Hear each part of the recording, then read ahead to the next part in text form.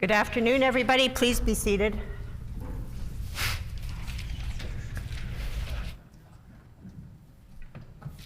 Routine proceedings, introduction of bills. The Honourable Member for Point Douglas. Thank you, Madam Speaker. I move, seconded by the member from St. John's, that Bill number 221, the Fatalities Inquiries Amendment Act, Overdose Death Reporting, now be read a first time.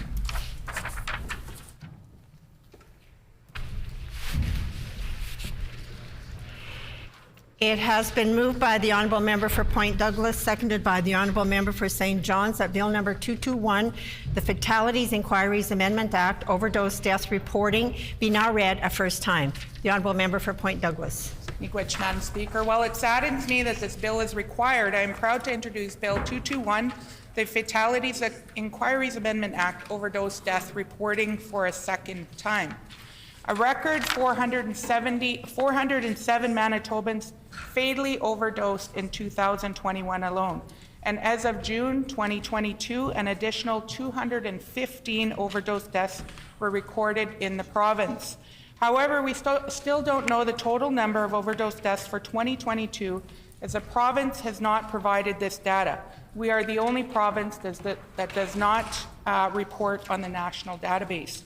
Bill 221 would require overdose deaths to be reported on a monthly basis, while also identifying the type of drug causing or contributing to the death, so that we can better respond to the addictions crisis in Manitoba. I look forward to unanimous support from this House. Is it the pleasure of the House to adopt the motion? Agreed? Agreed, and so ordered. Further introduction of bills. The Honourable Member for Transcona. Thank you, Madam Speaker. I move, seconded by the MLA for Concordia, that Bill number 222, the Public Schools Amendment Act, Nutrition Programs, be now read for a first time.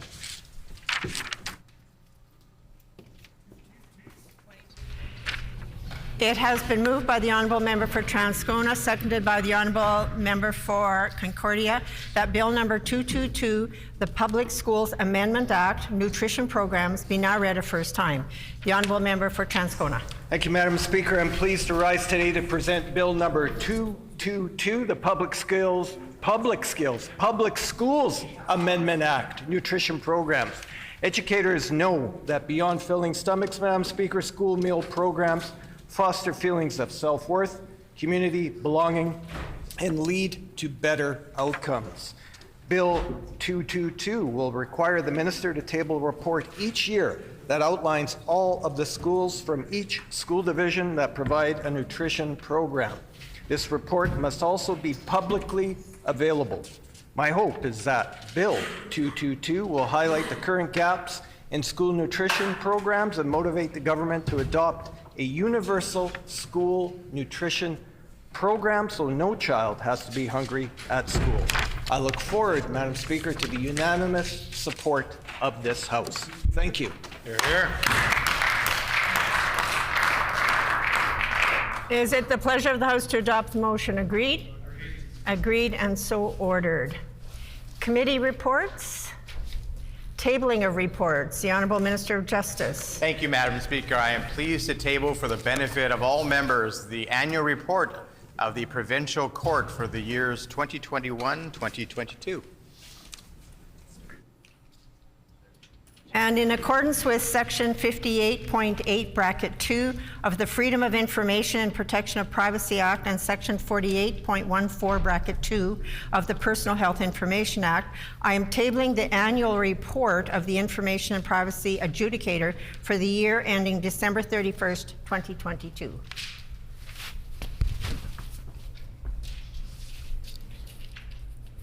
Ministerial statements.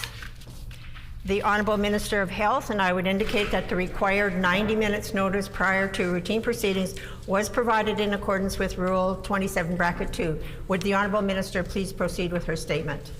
Madam Speaker, I'm pleased to rise in the chamber today to recognize February as Black History Month. As one of the first Black MLAs to be sworn into the Manitoba Legislature and the first Black Cabinet Minister, I'm pleased to have the opportunity to speak about the many achievements celebrated this Black History Month. Black History Month is an opportunity for us to reflect on the contributions of Black people and to mark their achievements. The late Wade Kojo Williams, a prominent Manitoban and human rights activist, is known for starting Black History Month celebrations in Manitoba over 40 years ago. Throughout February, I had the opportunity to attend many school events across Winnipeg to talk about my experience in politics and as a leader in the Black community.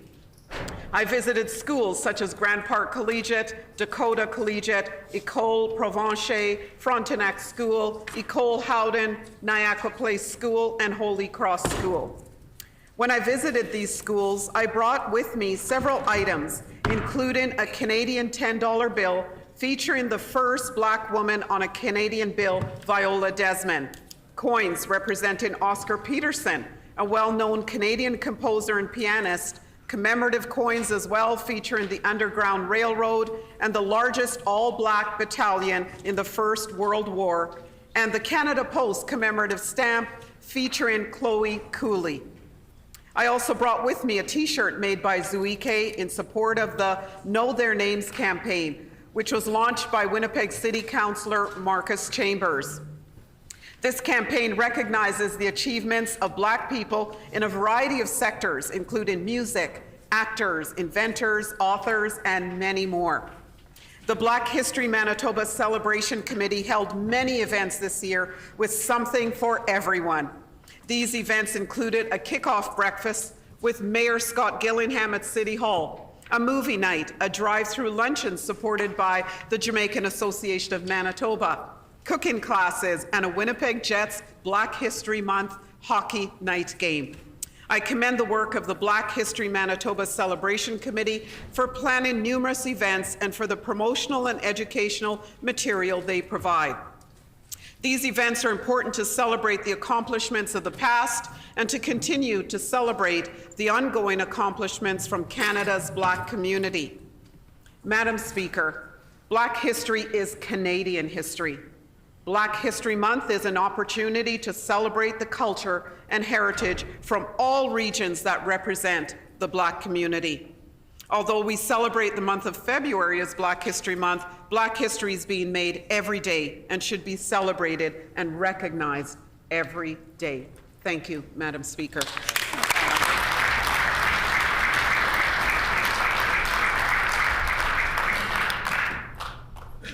The honourable member for St. Vital.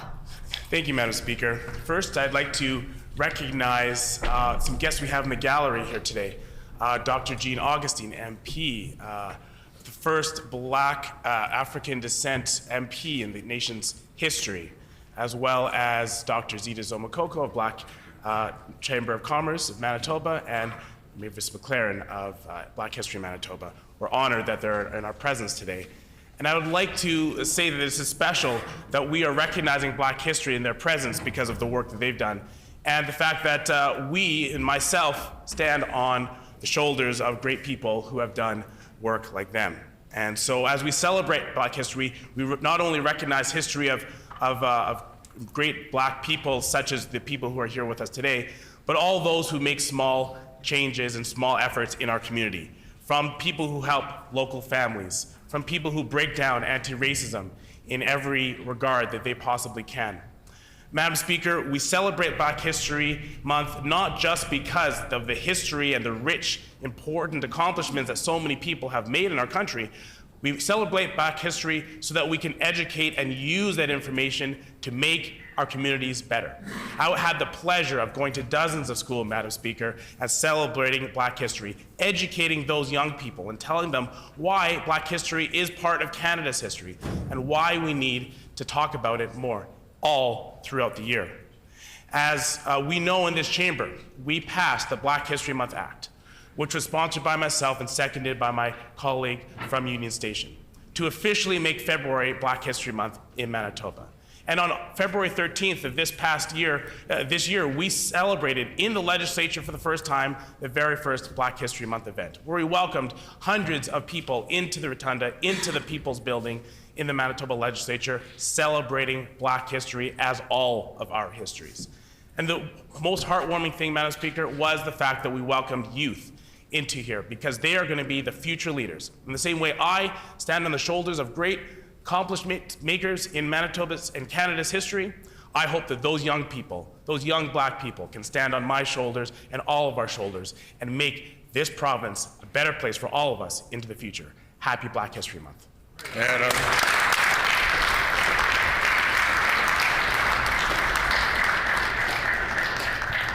The honourable member for St. Boniface. I seek leave to speak to the minister's statement. Does the member have leave to respond to the statement? Leave has been granted. The honourable member for St. Boniface. Thank you, Madam Speaker. Madam Speaker, it's a pleasure to rise to recognize Black History Month in Manitoba and thank the Black History Month Committee for their amazing work in bringing people together and celebrating so much important history and so many amazing achievements. I had the pleasure of attending their closing ceremonies at the Winnipeg Art Gallery on Friday, and I certainly can't hope to top the keynote address delivered by Marcus Chambers, which reflected on the truly remarkable contributions of Black Canadians and Black Manitobans to every aspect of our culture and lives in Manitoba, in science, business, politics, service, public service, medicine, and more. It has to be said that some of the most powerful and inspirational, moral, and political leadership in recent global history has come from Black leaders like Nelson Mandela, Martin Luther King Jr. And I do want to touch on two lesser-known stories of Black history in Manitoba. One is the Canadian connection to the legendary Bass Reeves, who is a Black lawman who's been portrayed many times in film and television. Reeves was born into slavery in 1838. During the American Civil War, he escaped and fled to present-day Arizona, where he lived among the Cherokee, Creeks, and Seminoles and learned all their languages. As a freedman, Reeves worked as a farmer until 1875 when he was recruited as a deputy in a historic role, the first Black deputy marshal west of the Mississippi. For 32 years, he worked as a federal marshal and brought in some of the most dangerous criminals of his time, and he was never wounded, despite having his hat and belt shot off on separate occasions. When he retired in 1907, he had a record of over 3,000 arrests of felons, and he's sometimes been called the real Lone Ranger and would have worked closely with Indigenous partners throughout his career. Maybe the law isn't perfect, but it's the only one we've got, and without it, we've got nothing, Reeves is recorded as saying. His great-grandson is Willard Reeves, and of course, his further descendants, Willard's sons, Ryan and Jordan. The other story is of George Prout. Mr. Prout came to Selkirk from the Barbados in 1896. In the census, his mother is registered as Black. And in 1915, he was elected MLA for the constituency of Kildone and St. Andrews in the Liberal government of T.C. Norris. While he was not re-elected, he did go on to a successful career in business and finance, dying in Toronto at the age of 102. Some of his family are still here in Winnipeg. It's from them that I learned this story, and of course, his photo is in the hallway from the 1915 legislature. As the Manitoba Historical Society webpage says, we may have to recognize Mr. Prout as the first Black MLA elected in Manitoba, and I think that is Black history to celebrate. Thank you very much.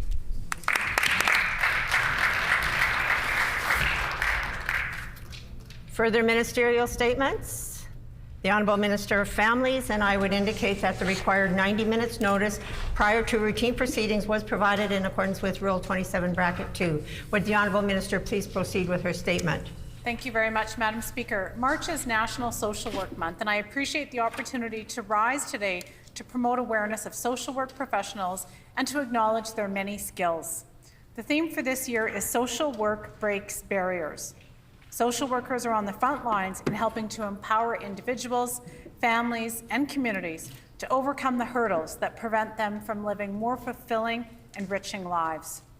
Whether working in healthcare, justice, education, or in social services, social work professionals bring their specialized knowledge and skills, along with their compassion and kindness, their integrity, creativity, and devotion to helping others in making society a better place for all. Social workers particularly rise to the challenge during extremely difficult and stressful times, and they continue to go above and beyond to support the many Manitobans who rely on the critical work that they do. Our government is thankful for the contributions they make and their role in improving the overall quality of lives for Manitobans. We recognize the importance of their work and encourage them as they continue to make a real difference each and every day. Please join me in recognizing March as Social Work Month in Manitoba and in thanking social workers for all the work that they do.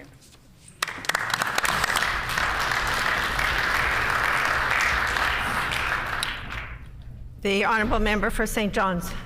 Miigwech, Madam Speaker. March is National Social Work Month, a month to celebrate the accomplishments of social work and social work professionals.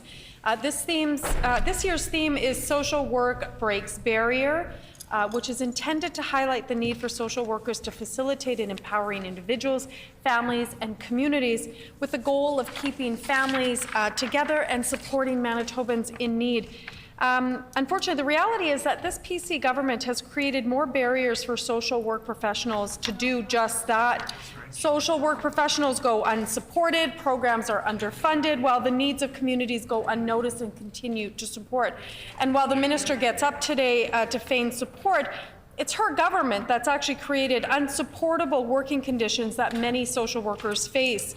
This is the very minister that cut the maximum amount allowable for older children in foster care. She decreased daily support for foster parents. She cut newcomer support units in CFS. Order. And let's not forget when she supported her government stealing children's special allowance for Indigenous children. So on behalf of our NDP team, I say miigwech to those that are on the front lines of time has child welfare. expired.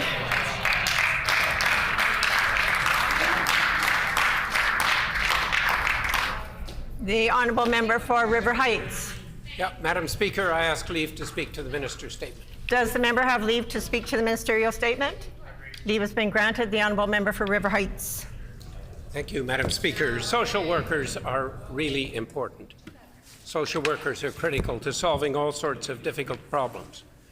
When I was working at the Children's Hospital and part of a team looking after children with cancer and blood problems, we had a social worker as part of our team.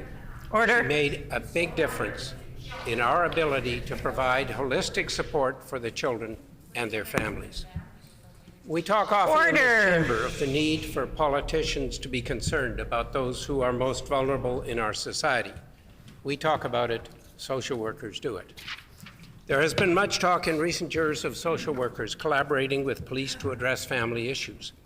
Based on my recent experience, I can see why they can be so valuable in many situations to help resolve family-related issues. In recent years, a number of social workers are doing further studies in psychology to help in this work. Social workers are vital to helping those who are homeless. A good example is the outstanding work of Marion Willis and St. Boniface Street Links and Marburg House. This month, Social Work Month, is a time for all of us to say thank you to social workers for all their varied and many-faceted contributions. Thank you, merci, miigwech, to all social workers.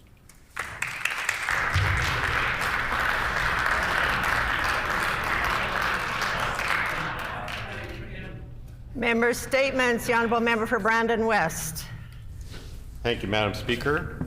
March is recognized as World Kidney Month, and next Tuesday, March 9th, is World Kidney Day. The message remains the same each year, and it is to raise public awareness of the importance of kidneys to our overall health and to reduce the frequency and impact of kidney disease. Early discovery is critical for kidney health, as is early intervention, especially among high-risk groups. KidneyHealth.ca, developed by the Manitoba Renal Program, is a website with great information. During our family's very personal journey through the kidney donor and transplant system, we met many caring healthcare professionals, and a many thanks for their knowledge and strength. We have recognized local heroes like Luke Hatcher, whose family made the very difficult but extremely generous decision to donate Luke's organs and tissues in 2019.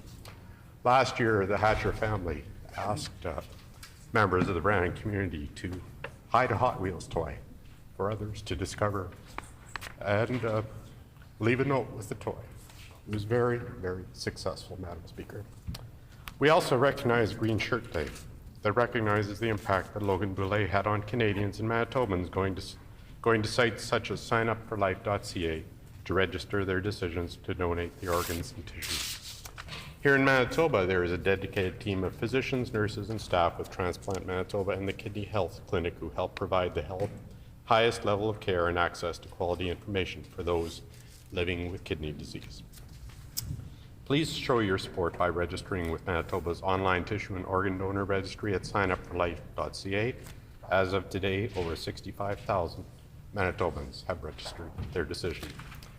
Madam Speaker, I've tried to bring attention to organ and tissue donation, especially kidney donation, for 12 years. This is the last time I will be able to draw attention to World Kidney Day on the floor of the Manitoba Legislature, as I'm not running in the next election. I trust someone else will pick up where I have left off and be even more successful.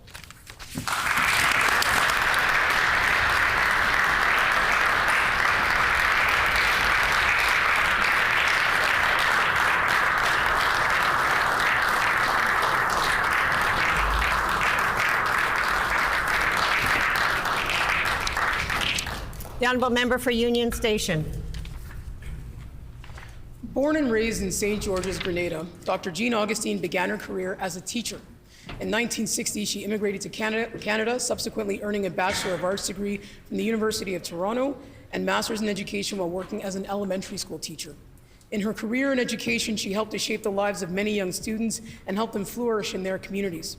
She also became deeply involved with many grassroots causes. Throughout the 1970s and 80s, Dr. Augustine served as the national president of the Congress of Black Women of Canada and was appointed chair of the Metro Toronto Housing Authority. In 1993, Dr. Augustine made history as the first African-Canadian woman to be elected to Canada's House of Commons as the Member of Parliament from the Greater Toronto constituency for Etobicoke Lakeshore. She served with distinction, winning 4 consecutive elections until she moved on in 2006. Notable accomplishments include legislation to protect disadvantaged low-income individuals, including single mothers raising children, and passing a historic motion designating February as Black History Month in Canada, which paved the way here in Manitoba for the MLA for St. Vital to do the same just this past December. Dr. Augustine was appointed as a member of the Order of Canada in 2009, received the Queen's Diamond Jubilee Medal in 2012, was appointed Commander of the Order of the British Empire in 2014, and in 2020 was appointed to the Order of Ontario. Today, Dr. Augustine continues in the work to help improve the human condition, and she reminds us Black History Month in practice is 365 days of the year. Dr. Augustine paved the way for representation around the country, including in this very chamber, and is an inspiration for generations of students, educators, migrants, and Black Canadians right here in Manitoba. Please join me today in celebrating Honorable Dr. Jean Augustine, who has joined us in the gallery today. She is also joined by Dr. Zita Somakoko, founder and president of Black Manitobans Chamber of Commerce, and Ms. Mavis McLaren of Black History Month. Thank you.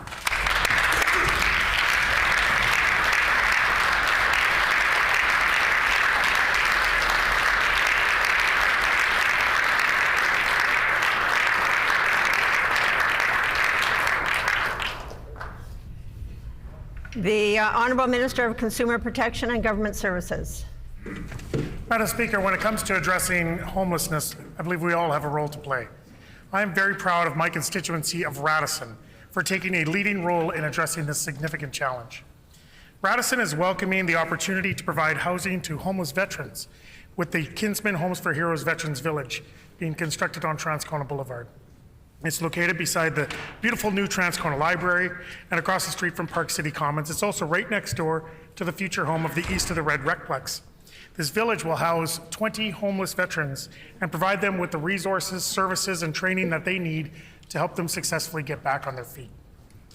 Not only that, but I'm also proud to report that Radisson is home to the single largest Habitat for Humanity build in Manitoba's history. 55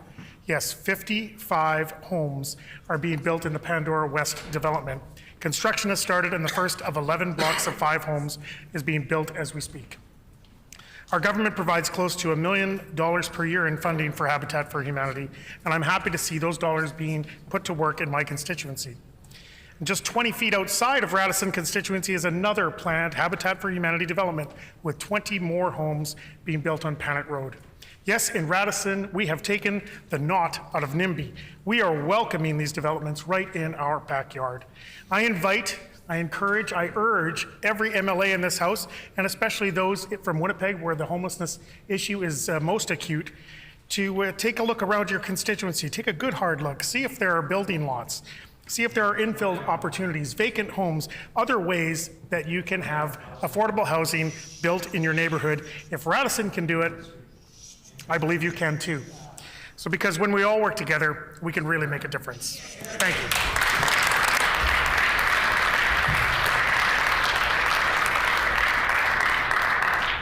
The Honourable Member for St. James. Thank you, Madam Speaker. I'm honored to rise in the House today to recognize members of the Woodhaven Men's Shed for their contribution to the development of a community garden space in St. James. Over 2 days last October, a group of approximately 15 volunteers from the Woodhaven's Men's Shed came out to the Deer Lodge Community Centre to undertake a construction project that turned an empty space in our community into a beautiful community garden in waiting. These volunteers, some of whom join us today, worked tirelessly over a 2-day period, setting up an impressive assembly line approach to building a total of 12 4x8-foot cedar and corrugated metal garden boxes, as well as 2 beautiful grape arbors. One of the volunteers cut an entire football field worth of corrugated metal with a grinder. Another worked a table saw nonstop for the 2-day period, and the entire project went smoothly as volunteers worked together, shared great stories and laughs, and took some well-timed jabs at their local MLA. In addition to building the boxes and arbors, Woodhaven's Men's Shed volunteers were also involved in all aspects of design and planning of the construction process. Their incredible willingness to take on all of this work and to donate their time in service to the community has offered our West Winnipeg community a new place to gather around healthy food and time together outside with family and friends, truly an invaluable gift to St. James. Spaces like community gardens allow people to come together and help combat isolation for members of our community. We know that this isolation is particularly acute for many seniors and was only made worse by the pandemic. The Men's Shed has done a lot to combat isolation by providing a community-based space for seniors in West Winnipeg to socialize and pursue hobbies. Activities like carving, guitar, ukulele, and lunches for members and their families. They've also completed other meaningful acts of community service, including building some of the many libraries we see around our city today. I want to again thank all of the Woodhaven Men's Shed volunteers who supported this community project and for the significant amount of time and effort they've invested in helping to make our community a healthier and happier place to be. Thank you.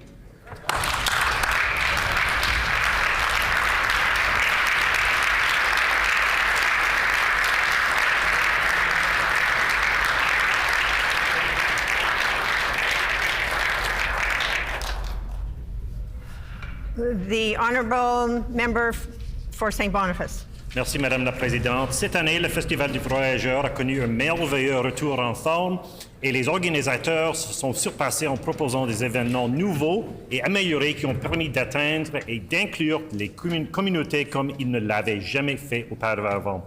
C'était formidable de voir des députés de tous les partis politiques aux cérémonies d'ouverture, qui était une première historique grâce à la participation de la grande chef Cathy Merrick et de l'Assemblée des chefs du Manitoba. Paulette Duguay, la présidente de l'Union de Métis nationale de Saint-Joseph du Manitoba, a mené le défilé des Métis. Et si le Festival du Voyageur est un festival qui célèbre la chaleur et la joie de vivre au cœur des hivers les plus froids, les organisateurs n'ont pas moins pris au sérieux leurs responsabilités envers l'histoire et la réconciliation. Les artistes et l'art indigène et des Premières Nations ont été intégrés au festival d'une manière respectueuse et joyeuse, avec près de 40 artistes indigènes. Bien sûr, les vieux favoris étaient de retour, la famille Voyageurs Turenne, les joueurs de tambour, les aînés, les bénévoles, la tourtière, le caribou, le tir d'érable, les gigs, les chansons des voyageurs. La nuit de fierté était aussi merveilleuse où nous avons célébré avec un gay-ho. Un merci spécial à Daryl Nadeau qui nous quitte sur une bonne note après 6 ans et à Éric Plamondon qui a apporté son art, sa poésie et son flair au festival, ainsi qu'à Barney Morin, l'incomparable maître des cérémonies. Le Festival du Voyageur s'adresse à tout le monde et célèbre une histoire commune longue et profonde qui continue de définir non seulement Saint-Boniface, mais aussi le Manitoba, l'Ouest canadien et le pays tout entier. On célèbre le meilleur de ce que nous pouvons tous nous être en nous faisant sortir du froid. Festival of Voyageurs for everyone. It celebrates a deep and long shared history, and it celebrates the best of what we can all be, bringing us all in from out of the cold. Merci, thank you, merci, et hey ho!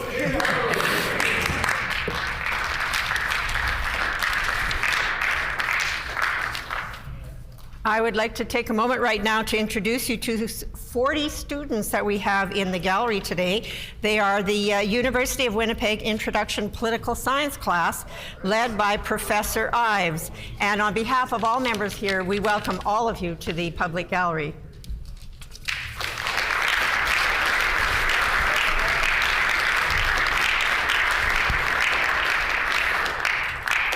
I also have a statement that I would like to read. I am pleased to draw to the attention of the House the second annual report of the Legislative Assembly of Manitoba, which is located on the chamber desks of members. In addition, copies will be shared with Assembly staff, deputy ministers of Manitoba government departments, and with legislative speakers across Canada.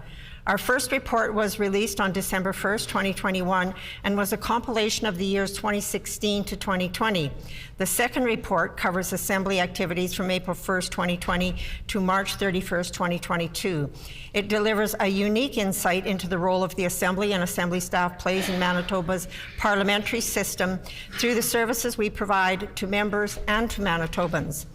The second report also covers the activities undertaken by the Assembly during the height of the COVID pandemic. It notes how members continue to represent constituents and also sheds a light on the significant effort undertaken by all Assembly staff to maintain operations and to provide ways for MLAs to continue to participate in the parliamentary process. Necessity forced us all to be creative, and I'm so proud of the fact that the Manitoba Assembly was able to provide a virtual hybrid option to allow all MLAs to participate when it was necessary to reduce numbers of persons allowed into the chamber due to public health concerns. This extended into providing capability for the 3 sections of the Committee of Supply to meet using a virtual format, as well as providing the virtual option for standing committees such that presentations continued to be made by presenters from the safety of their own homes or offices. It is truly a remarkable achievement. This report highlights the work undertaken by members and the efforts of Assembly staff in supporting the daily activities of members. By sharing this information into the workings of the Assembly, we are increasing the public understanding of our parliamentary system and the role and duties of members, which contributes to the transparent public governance expected by Manitobans. I extend my thanks to all Assembly staff who submitted reports and contributions, and I would particularly like to thank Becky Dirksen and Candace Smith of the Assembly's digital media branch for the work they did in formatting and designing the layout of the annual report. From this point forward, the report will be a true annual report and will be distributed annually to cover the time period of April 1st to March 31st. I hope you and the public will enjoy reading all about the Legislative Assembly and the work undertaken by and for the Assembly.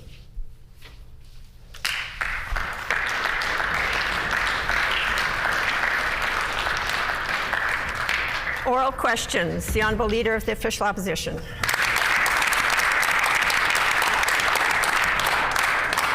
A Manitoban died waiting for care in a hallway at the emergency room at the Health Sciences Centre on Monday night. Once again, I offer my sincere condolences to this person's friends and family. And now, new information is coming to light about what was happening in that ER on Monday night. Several nurses there were working overtime. 40 patients were in the waiting room for more than 12 hours. 70 patients were triaged there, but left without ever being seen. That's what happened on Monday night, but this is also what we see on emergency rooms across the province over and over again these days. Can the Premier confirm for the House that she's aware of these details and that they're all correct? The Honourable First Minister. Madam Speaker, our hearts break for the family of this individual who tragically lost their life. Madam Speaker, and we will continue to fight to ensure that all Manitobans get the health care that they need when they need it. Madam Speaker, as I mentioned yesterday, this issue is still under investigation. Until we receive all the facts of that, it would be inappropriate to have those discussions on the floor of the Manitoba Legislature.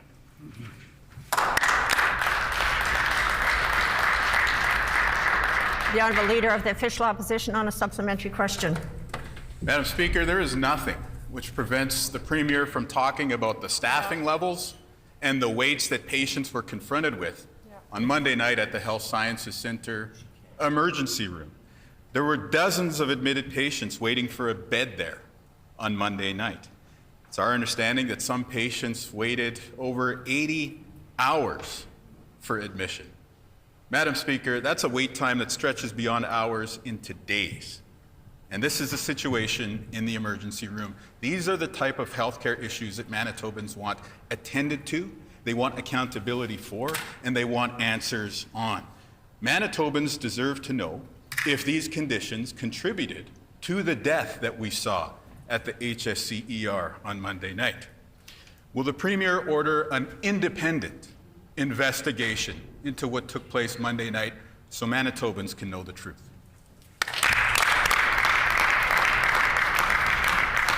The Honourable First Minister. Well, Madam Speaker, once again, our hearts go out to the family as they're suffering during this time of this tragic loss of their loved one, Madam Speaker. And I just want to take this opportunity to thank all of those frontline healthcare workers for everything that they're doing. These are tragic circumstances. And in this particular case, Madam Speaker, I've already said to the Leader of the Opposition and to Manitobans that this remains under investigation. I know that Shared Health is looking into this matter and continues to look into this matter as we speak, and we look forward to getting the results of that so that this tragic event doesn't happen ever again.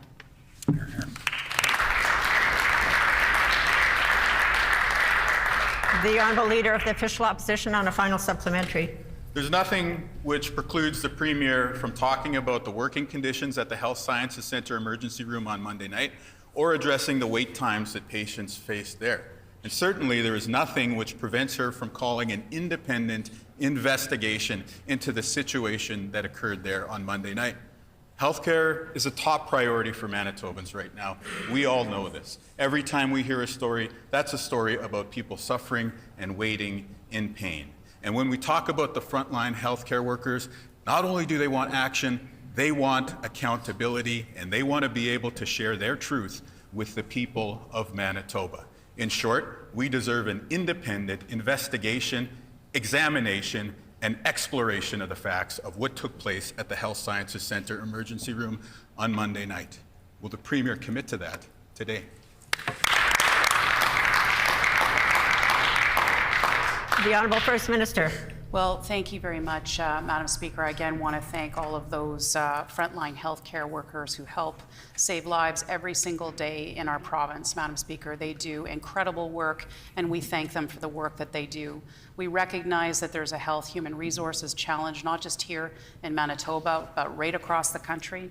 We're working together at the Council of Federation, other premiers across the province or across the country, as well as the Prime Minister as well. And that's why we've been able, by working together, we've been able to come to a solution to ensure that there's more dollars towards those health human resources that are needed in all of the provinces across this country.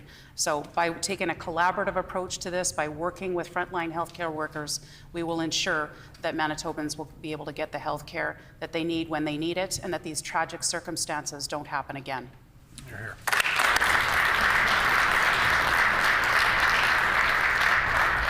The Honourable Leader of the Official Opposition on a new question.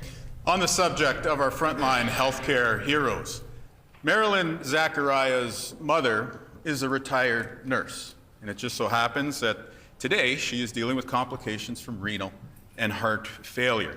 Now, knowing that her mom would need a high level of care, Marilyn asked for her mom, the former nurse, to be referred for long-term care. Instead, Marilyn was told by Shared Health officials that her mother would be discharged, and I quote, to a shelter, specifically Main Street Project, because they have medical staff on hand, end quote. It's no way to treat seniors in our province. It's no way to treat those who've served on the front lines of our healthcare system. Will the Premier admit that this was wrong and apologize to Marilyn's mother and her family?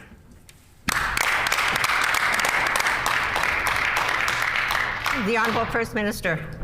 Well, certainly we will look into the facts of the issue that the Leader of the Opposition is bringing to the floor of the chamber. This isn't the place for those to take place, Madam Speaker. The Leader of the Opposition knows that. But I will say that all of us, certainly on this side of the House, have tremendous respect for the contributions of our senior citizens that they have made right across this great province of ours. And we owe it to them to make sure that we're protecting them in their homes. And that's why our Seniors Minister went out last week, introduced our senior strategy, which was as a result of the consultation of more than 10,000 Manitobans, Madam Speaker. We were listening to Manitobans, and that's why we're implementing our new senior strategy.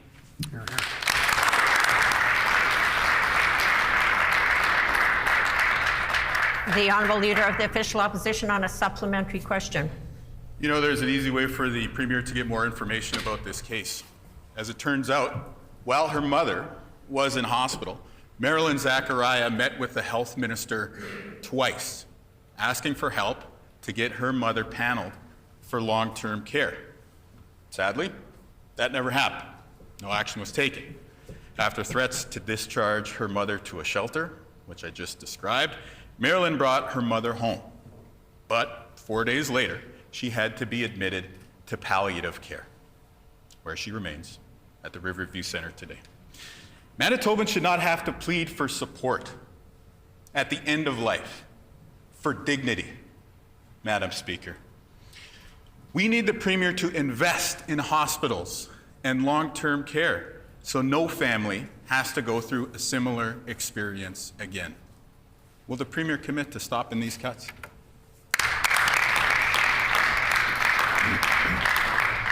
The Honourable First Minister. Well, Madam Speaker, we will look into the facts of the matter that the Leader of the Opposition has brought forward.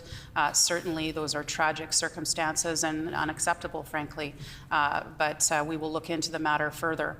But, Madam Speaker, I can tell you that what we're talking about here is we're talking about our parents, our friends, our neighbors, our loved ones, who deserve the respect and dignity by all of us. And they deserve quality, timely access to care when they need it most.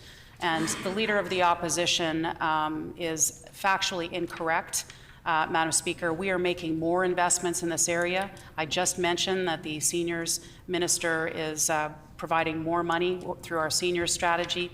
We'll continue to put more dollars into health human resources to ensure that we have the resources there to help Manitoba patients when they need it. Hear, hear.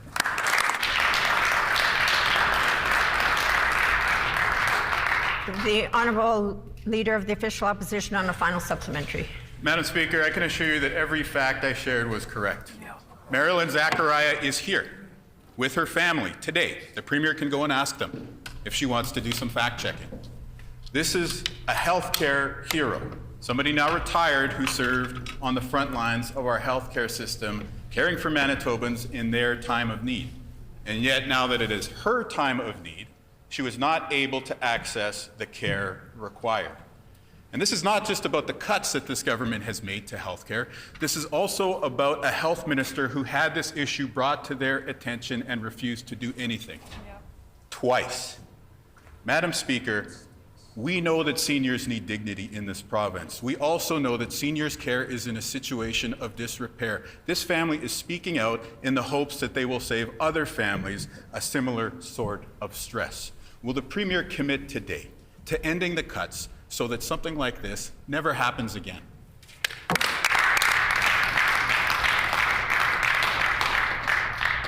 The Honourable First Minister. Madam Speaker, once again, these are tragic issues that happen, and our hearts go out to family members who have to go through these very, very difficult situations. Madam Speaker, but the Leader of the Opposition is factually incorrect. We are spending record amounts of money in our healthcare system, $7.2 billion this year, $1 billion more than the Leader of the Opposition, the NDP, ever did, Madam Speaker. But we recognize there's still more work to do, Madam Speaker, and we are committed to making sure that that work gets done. Order. Thank you, Madam Speaker.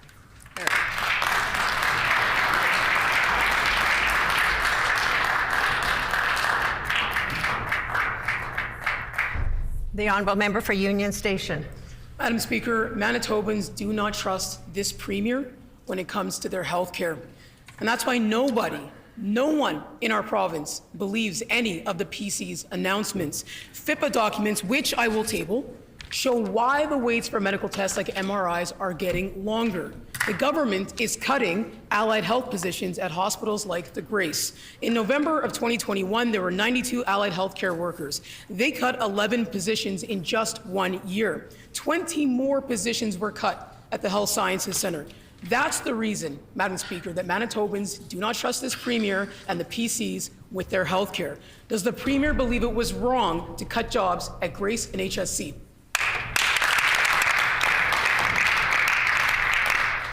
The Honourable Minister of Health. Thank you, Madam Speaker, and I want to welcome all members back to the spring session. I look forward to being able to stand many times in this House to share with Manitobans the facts about what our government is doing. In November of last year, we announced $200 million, Madam Speaker, to add 2,000 additional health professionals to end mandating, Madam Speaker. And since then, we have introduced incentives for nurses, incentives for doctors, and we are working on the incentives for allied health. We are adding, Madam Speaker. I know the members opposite have a lot of issues with multiplication, but adding 2,000 health professionals.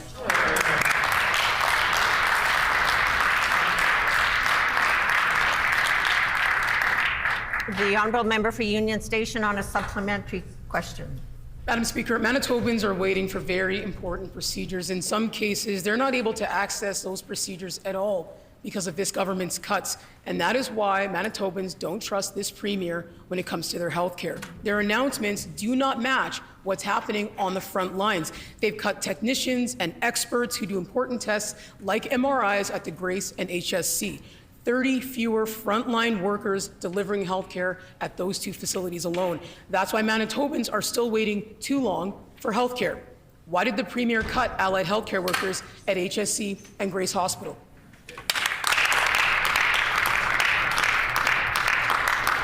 The Honourable Minister of Health. Thank you, Madam Speaker. I'm not sure where the member opposite is getting their information, but I want to share with Manitobans through the Diagnostic and Surgical Recovery Task Force to date, Madam Speaker, 22,335 additional Manitoba patients have received their procedures through the task force's request for service agreement. Madam Speaker, that is MRIs, that is CT scans, that is surgeries, that is cataracts. Addition, Madam Speaker, not subtraction.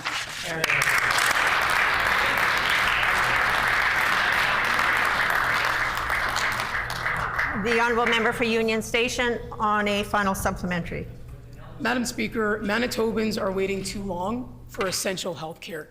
Manitobans have been unable and are currently unable to get the MRIs that they need in our province. Shared Health told folks, and I won't mention his name right now, we'll bring him up later, but Shared Health told a Manitoban very recently that his appointment date would come in just a few weeks.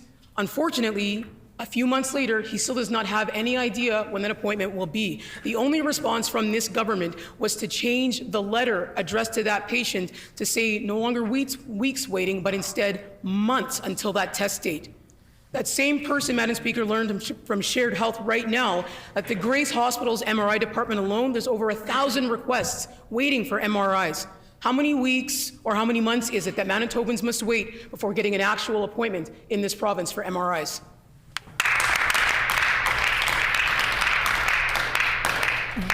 The Honourable Minister of Health. Thank you, Madam Speaker. Through the Diagnostic and Surgical Recovery Task Force, we have completed 66,312 MRIs in 2022. Madam Speaker, the pandemic backlog for cataract surgery has now been fully eliminated. 11,099 completed procedures in 2022.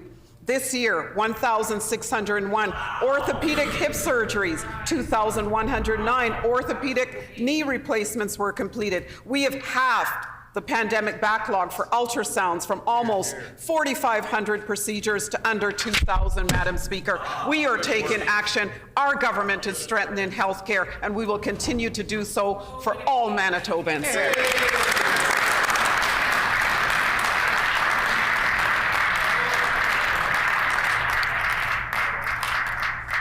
The Honourable Member for St. John's. The Sexual Assault Nurse Examiner Program provides critical supports for sexual assault survivors and helps collect evidence for potential prosecution of perpetrators. Right now, they are so short-staffed, they're forced to turn away sexual assault survivors. The PC government promised that they would fix this program and their staffing issues, and they haven't. They've only gotten worse, Madam Speaker.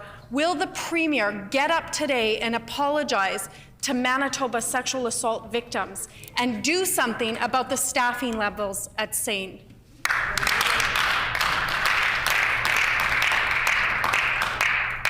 The Honourable Minister of Health. Thank you, Madam Speaker. We recognize that this is difficult for anyone who's undergone a trauma, and that is why our government did what we did, Madam Speaker. We took action and invested $640,000 to create the Forensic Nurse Examiner program last year, Madam Speaker, and we recognize that full-time 24-hour staff in care is necessary. We will continue to take action. We'll continue to work with Shared Health to ensure that that area is fully staffed. We have a global staffing shortage across the world, Madam Speaker. That is why we've implemented a human resource action plan so that we can fix our staffing shortages.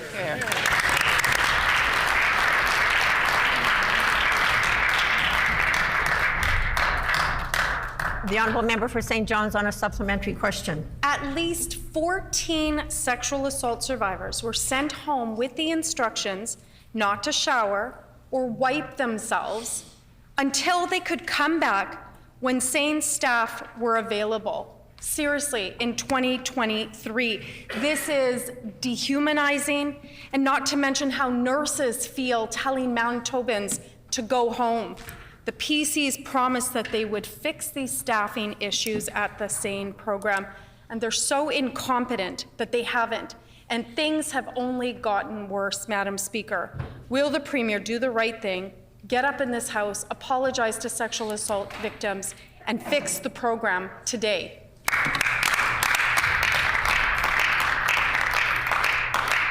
The Honourable Minister of Health. Thank you, Madam Speaker. We take trauma such as this very, very seriously, and that is why our government moved swiftly to add new positions to the Sexual Assault Nurse Examiner program. It is my understanding from Shared Health that 6 of the 7 nursing positions within the program have been filled, including the manager. 3 are working, 3 are still in training. And this program was implemented because it is the right thing to do. Our government is taking action, and we will continue to support the good work that is being done at Shared Health.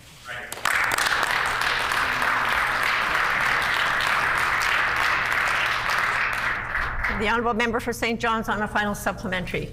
This Premier and that Minister are failing sexual assault survivors and nurses in Manitoba. Sexual assault survivors seeking critical supports are being turned away from the SAIN program because there's a lack of staff. And so what are the PCs doing instead? They're paying for a forensic manager to work remotely out of Alberta. Alberta, Madam Speaker. The SAIN program doesn't need remote staff. They need folks that are on the front lines every single day so that we're not turning away sexual assault victims. Will the Premier or the Minister get up today, do the right thing, do their job, and hire staff for the SAIN program?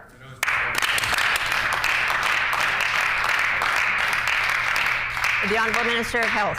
Madam Speaker, I must say that the hypocrisy from the member from St. John's in this House today is overwhelming.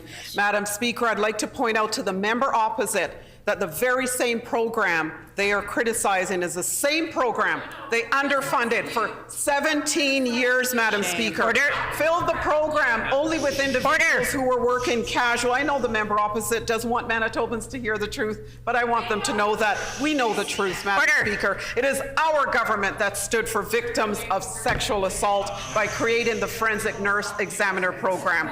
Will the member for St. John's stand up in the House today and apologize for 17 years of mismanagement and underfunding of the Sexual Assault Nurse Examiner program?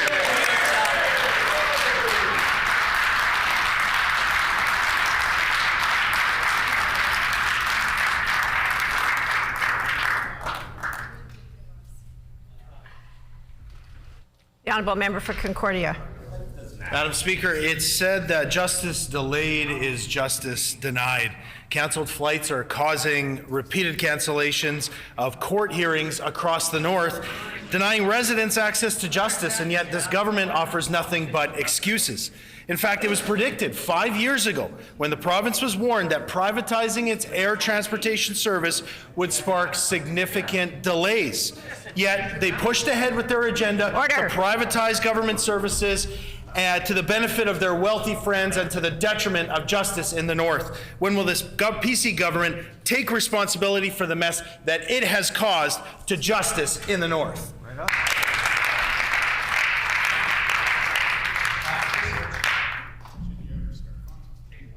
Order. Order. The Honourable Minister of Justice. Thank you, Madam Speaker. We recognize that the delivery of justice in every part of Manitoba is important. We also know that there are special challenges in the north, sometimes when it comes to getting court workers, sometimes even when it comes to getting judges. When it comes to flights, I know that there's been special measures taken over the last little while to ensure that this problem is rectified in the short term and a longer term solution is brought forward, and there has not been any court cancellations in the north as a result of flights for about 2 weeks.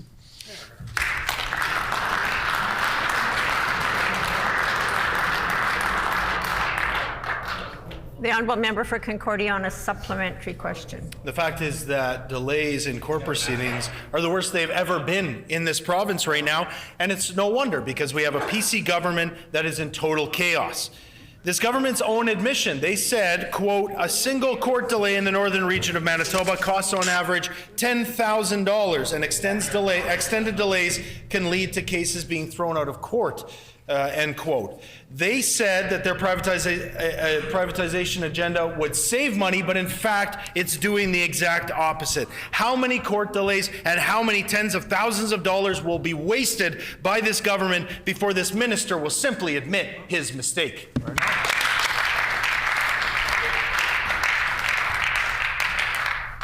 The Honourable Minister of Justice. Madam Speaker, we recognize that access to justice in every part of Manitoba is important. I've indicated to the member opposite that steps have been taken that will already in the short term have some positive effect on this issue, and there are longer term measures that are being looked at as well. Madam Speaker, we do know that there are challenges when it comes to pilots, not just in Manitoba, but around Canada and around the world. If the member opposite has an easy solution to the shortage of pilots, well, I'd hate to see him leave the chamber. He might do well as a consultant with Sunwing, Madam Speaker.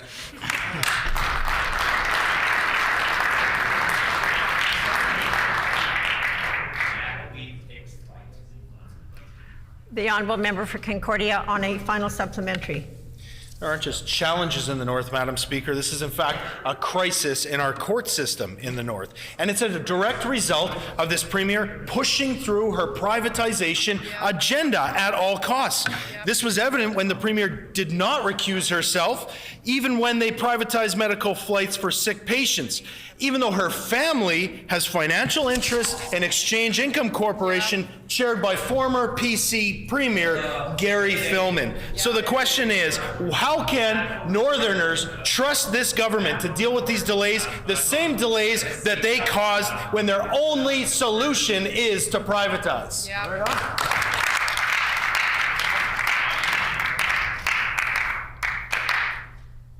The Honourable Minister of Justice. I'd hope beyond hope that the member opposite was serious about this particular issue, but his question clearly indicates he is not. I've indicated the measures that have been taken. Now, there's lots of challenges when it comes to justice. One of those challenges is that individuals who should not be released on bail are being released on bail. Every province in Canada, led by this Premier and this government, are taking action and want to see changes to the criminal code. The only party in Canada that doesn't believe that bail should be tightened is the NDP party, as voiced by the member for Fort Garry, who said that bail was already tight enough and maybe it should even be loosened. Will the new justice critics stand up and repudiate the member for Fort Garry, who wants more violent criminals back on the street, Madam Speaker?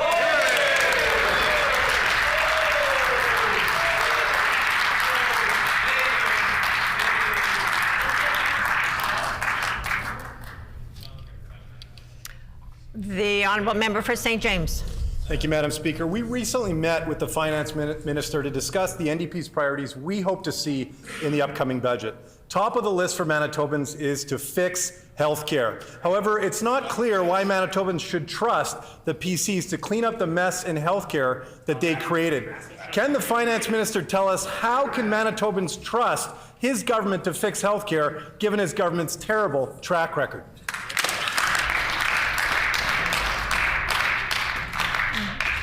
The Honourable Minister of Finance. Thank you very much, Madam Speaker, and certainly healthcare is top of mind for not just our government, but Manitobans. That's why in the last number of years we continue to make record investments in healthcare. In fact, Madam Speaker, under our Premier's leadership, we've been able to attract more money to Manitoba, in fact each jurisdiction here in the country, from the federal government. We look forward to those investments. We believe it's going to be in the area of $207 million for Manitoba. We think that will go a long way to helping Manitobans when it comes to health care.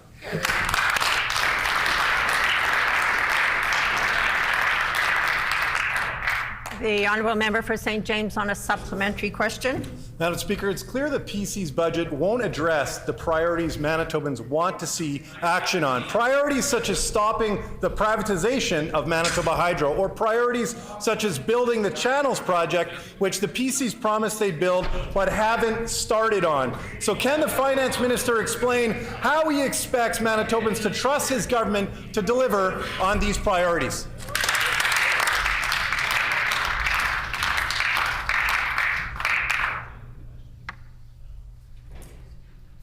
The Honourable Minister of Finance. Well, Madam Speaker, we fully appreciate Manitoba Hydro under the NDP watch. We've seen excess spending there and not within budget, forcing extra rates on the backs of Manitobans. We brought legislation forward to protect rates from increasing on the backs of Manitoba ratepayers, and we've also set a path forward in terms of paying down the debt for Manitoba Hydro. The changes we've made will reduce payments from Manitoba Hydro to the government of Manitoba this year alone to the tune of $190 million. That will lead to tax savings for Manitoba ratepayers and will lead to stability of Manitoba Hydro, something that would never happen under their watch.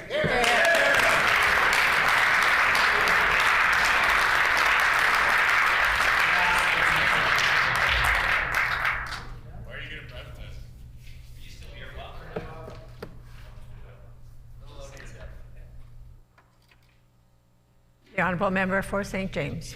Thank you, on a Madam final supplementary. Thank you, Madam Speaker. It's clear this budget won't reverse the damage of years of PC cuts and inaction have caused in Manitoba. In fact, the previous Finance Minister was so disappointed with his government's budget that he resigned in the middle of the budget process. Gone.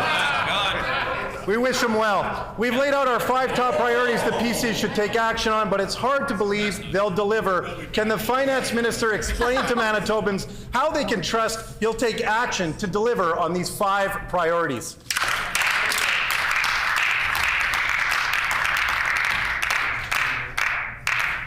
The Honourable Minister of Finance. Well, Madam Speaker, we've engaged with thousands of Manitobans over the last several months when it comes to what they view as priorities for our Order. Madam Speaker, we met with hundreds of them face-to-face over the last couple of months. We've been listening to Manitobans. And I will tell you, Madam Speaker, next Tuesday, on March 7th, we are going to deliver on what they asked us to deliver on.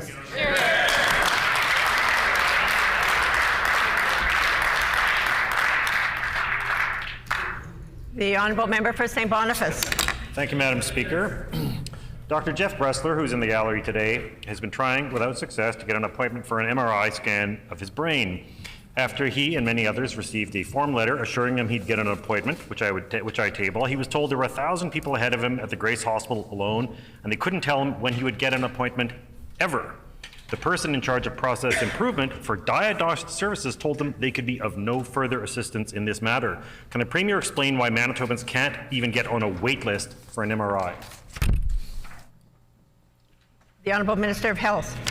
Thank you, Madam Speaker. We recognize that we have come through a very difficult time in this province. It's called a pandemic, and that we are faced with pressures in many different areas of the health system. That is why our government committed $110 million to addressing those pressures through the Diagnostic and Surgical Recovery Task Force. We recognize that there is more work to be done, Madam Speaker, and we are committed to getting the job done.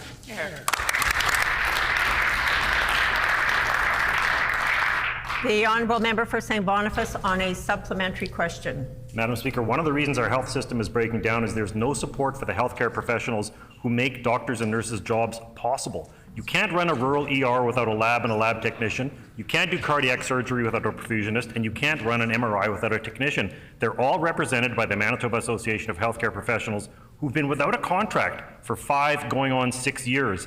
That is what's breaking our healthcare system. It's clear that this message is sending to people who work in healthcare, they're not valued. That's why they're leaving. When is this government going to value health professionals and secure a new contract for an MAHCP? The Honourable Minister of Health. Thank you, Madam Speaker. We value, appreciate, and respect all healthcare professionals at all levels of the organization, including allied health professionals, Madam Speaker. That is why we are investing $200 million in our Health Human Resource Action Plan. That is why we aim to add 2,000 new health professionals to the health system, including allied health professionals, Madam Speaker. And when I look at the incentives that we have begun to discuss with allied health professionals, I look forward to sharing more with Manitobans about how we will value and show appreciation for those individuals. The honourable member for River Heights on a final supplementary. Madam Speaker, Dr. Jeff Bressler, a dentist, has had trouble not just getting access to health care, but unbelievably, he's even had trouble getting an appointment. He tried many times to get an appointment to see his endocrinologist, and all he got was an answering machine telling him to keep on trying. A brain MRI is rarely elective, yet since he visited his doctor 3 months ago, he still doesn't have an appointment to get the MRI. Most recently, he's been told there are more than 1,000 people ahead of him, and that Chair Health has no idea when he might even get an appointment. Why has the government made such a mess of health care that people are having trouble even getting an appointment for critical services? The Honourable Minister of Health. Thank you, Madam Speaker. We are continuing to work with our health professionals, our physicians, our specialists across the entire health system. I was pleased to announce more seats at the universities and at the colleges for physicians. We also, as a government, is offering an incentive, a 20% premium for clinics to stay open extended hours in the morning, in the evening, and on weekends to address issues such as this, to ensure that Manitobans have more flexibility in terms of accessing their health professionals. We will continue to talk with specialists and physicians on new ways that we can assist Manitobans.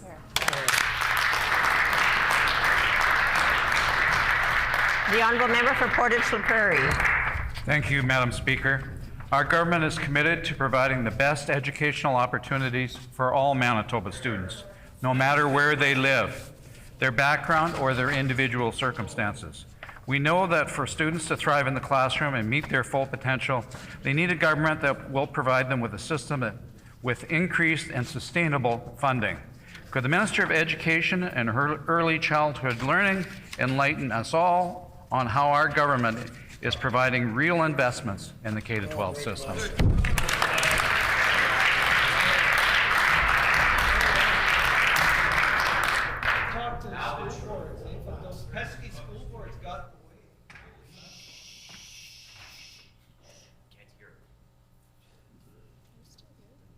The Honourable Minister of Education and Early Childhood Learning. Thank you, Madam Speaker. I'd like to thank my friend from the MLA for Portage-La Prairie for this very great question.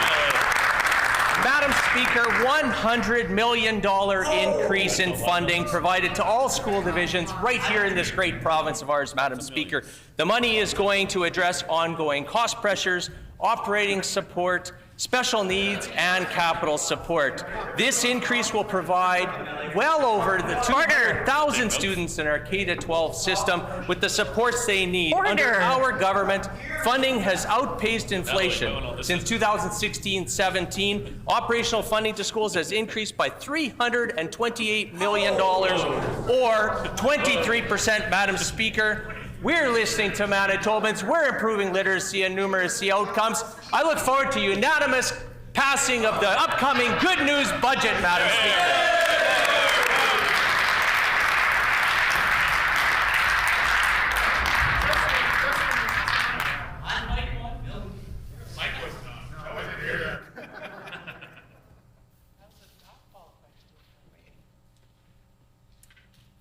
The honourable member for the Maples. Thank you, Madam Speaker. After years of cuts and backlog delayed applications, battle status continue to have a wait list.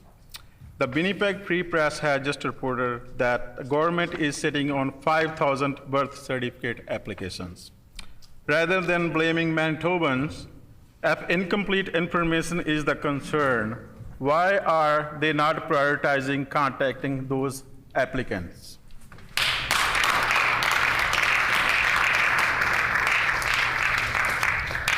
The Honourable Order. The Honourable Minister for Consumer Protection and Government Services. Thank you, Madam Speaker, and appreciate the opportunity to deal with this issue, to speak to this issue.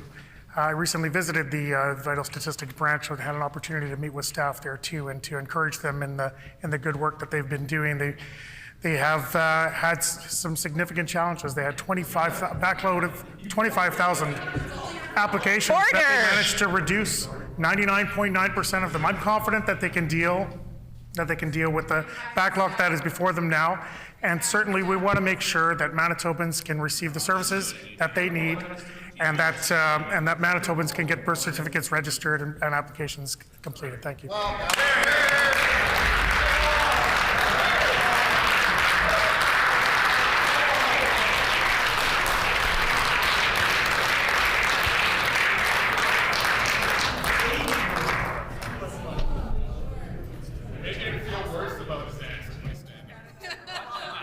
Order. I'm going to ask that when members are standing to speak, to ask questions or answer questions, that everybody's listening respectfully. You may not like the answers or the questions, but there is no reason to be heckling and diminishing what the person is trying to put across. And there's a little bit of that happening right now. And I'm going to ask members to please rein it in. We've got important topics to cover, and I'm going to ask people to show more civility in what is going on in this chamber. The honourable member for the Maples. Thank you, Madam Speaker. This PC government fails Manitobans and their growing families right from the very beginning of their lives. In their own words, new parents have described their experience with this government as, I quote, disappointing, like pulling the teeth, and gross negligence, end quote. When will the minister commit to timeline to clear this backlog?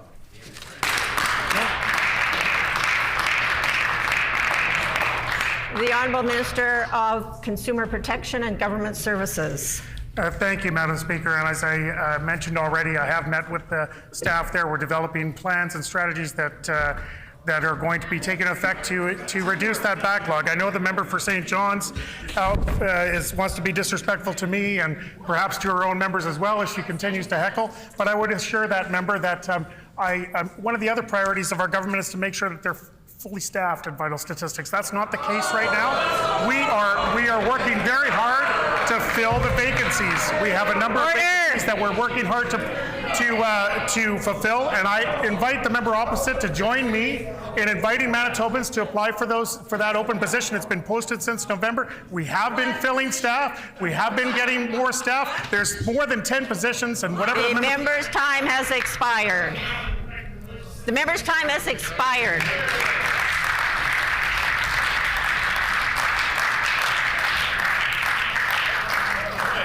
time for oral questions has expired. Petitions. The honourable member for Point Douglas. Order. Order. It's a baby boom. Thank you much, Madam Speaker. I wish to present the following petition to the Legislative Assembly. The background to this petition is as follows. 1. According to the Census 2021, Punjabi is the 4th most spoken language in Canada, and there are 33,315 people in Manitoba whose native language is Punjabi. 2. Thousands of Punjabi newcomers are coming to Manitoba as students and as immigrants looking to call this province home. People of Punjabi origin contribute a great deal to the social and economic development of Canada and Manitoba in fields such as education, science, health, business, and politics. 3. In coming to Manitoba, Punjabi newcomers make sacrifices including distance from their cultural roots and language. Many Punjabi parents and families want their children to retain their language and keep a continued cultural appreciation. 4. Manitoba has many good bilingual programs in public schools for children and teens available in other languages, including French, Ukrainian, Ojibwe, Filipino, Cree, Hebrew, and Spanish. Punjabi bilingual programs for children and teens, as well as Punjabi language instruction at a college and university level, could similarly teach and maintain Punjabi language and culture. 5. Punjabi bilingual instruction will help cross-curricular friendships, relationships, and marriages, and prepare young people to be multilingual professionals. We petition the Legislative Assembly of Manitoba as follows. To urge the provincial government to take steps to implement Punjabi bilingual programs in public schools, similar to existing bilingual programs, and take steps in implementing Punjabi language instruction in other levels of education in Manitoba. And this has been signed by many Manitobans. In accordance with our Rule 133(6), when petitions are read, they are deemed to be received by the House. The Honourable Member for Thompson. Madam Speaker, I wish to present the following petition to the Legislative Assembly. To the Legislative Assembly of Manitoba, the background of this petition is as follows. 1. The population of those aged 55 plus has grown to approximately 2,500 in the city of Thompson. 2. A large percentage of the population in this age group require necessary medical foot care and treatment. 3. A large percentage of those who are elderly and or diabetic are also living on low incomes. 4. The Northern Regional Health Authority, NRHA, previously provided essential medical foot care services to seniors and those living with diabetes until 2019, then subsequently cut the program after the last 2 nurses filling those positions retired. 5. The number of seniors and those with diabetes has only grown and continued to grow in Thompson and the surrounding area. 6. There is no adequate medical care available in the city and the region, whereas the city of Winnipeg has 14 foot care centers. 7. The implications of inadequate or lack of podiatric care can lead to amputations. 8. The City of Thompson also serves as a regional healthcare service provider, and the need for foot care extends beyond just those served in the capital city of the province. We petition the Legislative Assembly of Manitoba as follows. To urge the provincial government to provide services of 2 nurses to restore essential medical foot care treatment to the City of Thompson, effective April 1st, 2022. This petition has been signed by many Manitobans. The Honourable Member for Transcona. Thank you, Madam Speaker. I wish to present the following petition to the Legislative Assembly. To the Legislative Assembly of Manitoba, the background of this petition is as follows. Number 1, the Bibliothèque Régionale Jolie has been served notice by the Red River Valley School Division to vacate the premises currently situated in the auditorium of École Heritage School by March 31, 2023. Number 2, the auditorium was originally built in the 1960s by renowned Manitoba architect Etienne Gaboret, and it has been the home for the JRL for 48 years. Number 3, a photo of the auditorium captioned "The Regional Library" is published in a 2008 document titled "Heritage Buildings in the RM of de Salaberry and Saint-Pierre-Joly." It is marked as an important modern building that could attain the status of heritage site. Number 4, the JRL and the Red River Valley School Division have flourished from a mutually beneficial memorandum of understanding for 54 years.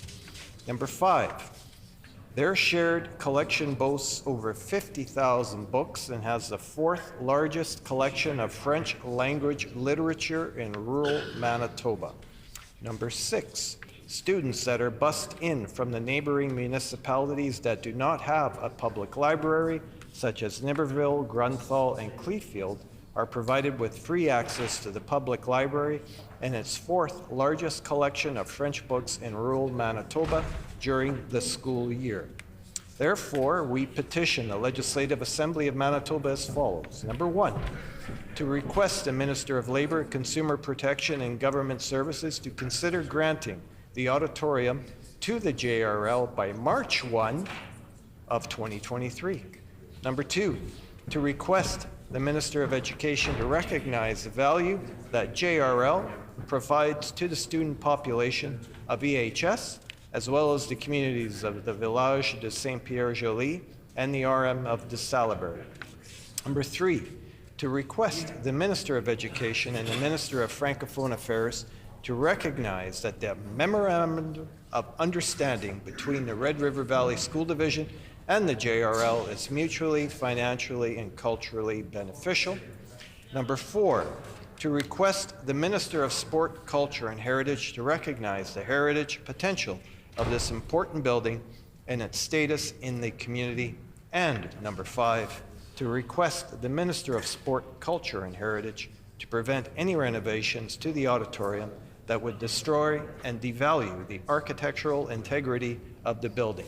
This petition, Madam Speaker, is signed by Rianne Philippot, Raylene Kuka, and Corey Ladderbrook, and many other Manitobans. Thank you.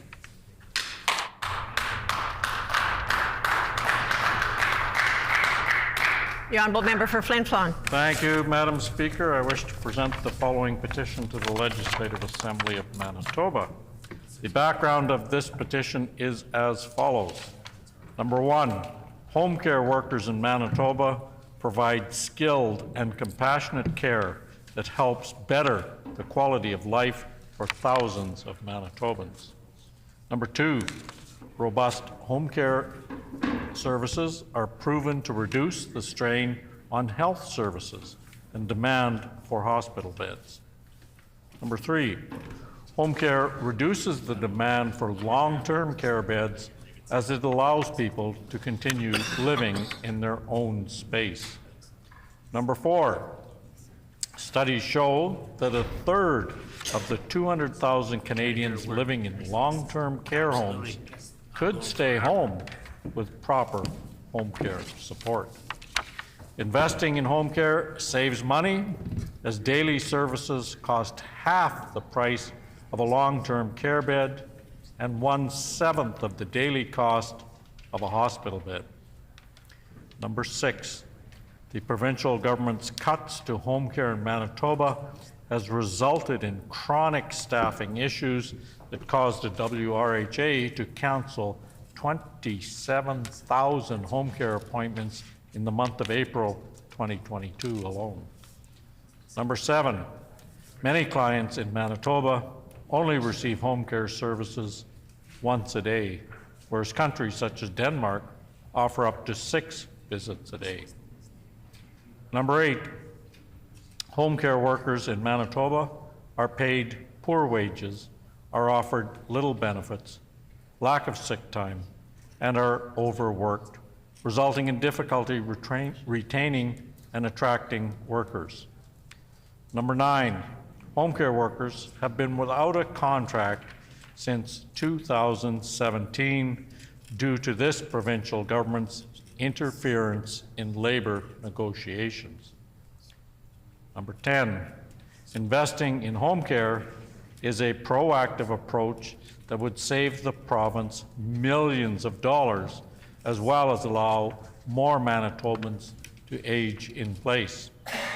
We petition the Legislative Assembly of Manitoba as follows: to urge the Minister of Health and the Minister of Seniors and Long-Term Care to immediately increase investment in home care services so that home care workers can be paid a fair wage and clients can receive the level of service they require.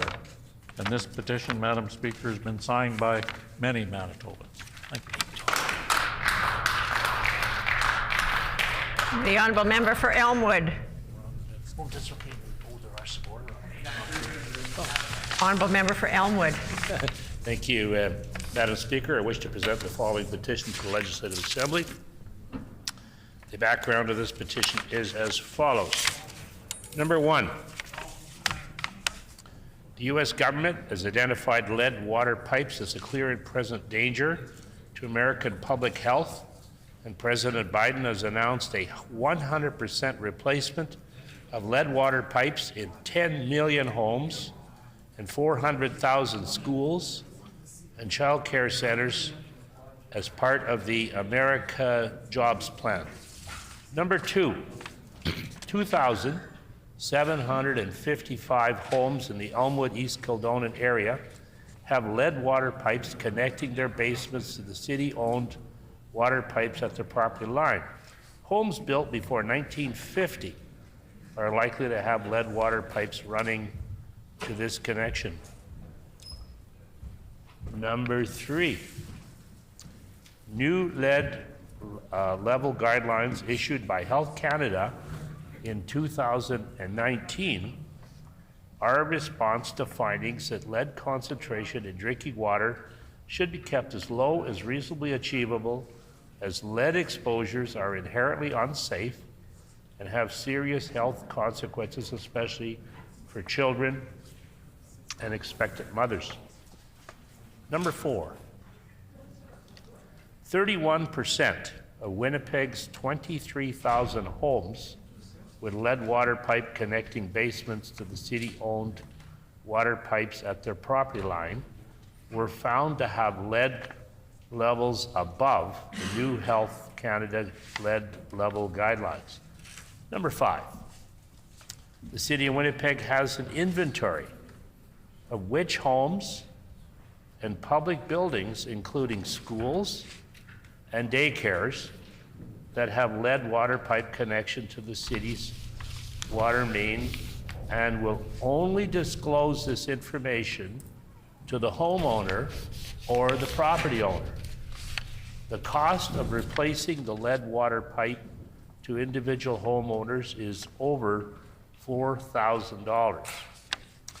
We petition the Legislative Assembly of Manitoba as follows: to urge the provincial government to immediately contact all home and property owners in Manitoba with lead water pipes connecting to the city water main line and provide full financial support to them for lead water pipe replacement so their access to clean water is assured and exposure to lead and its health risks are eliminated. And this petition is signed by many, many Manitobans.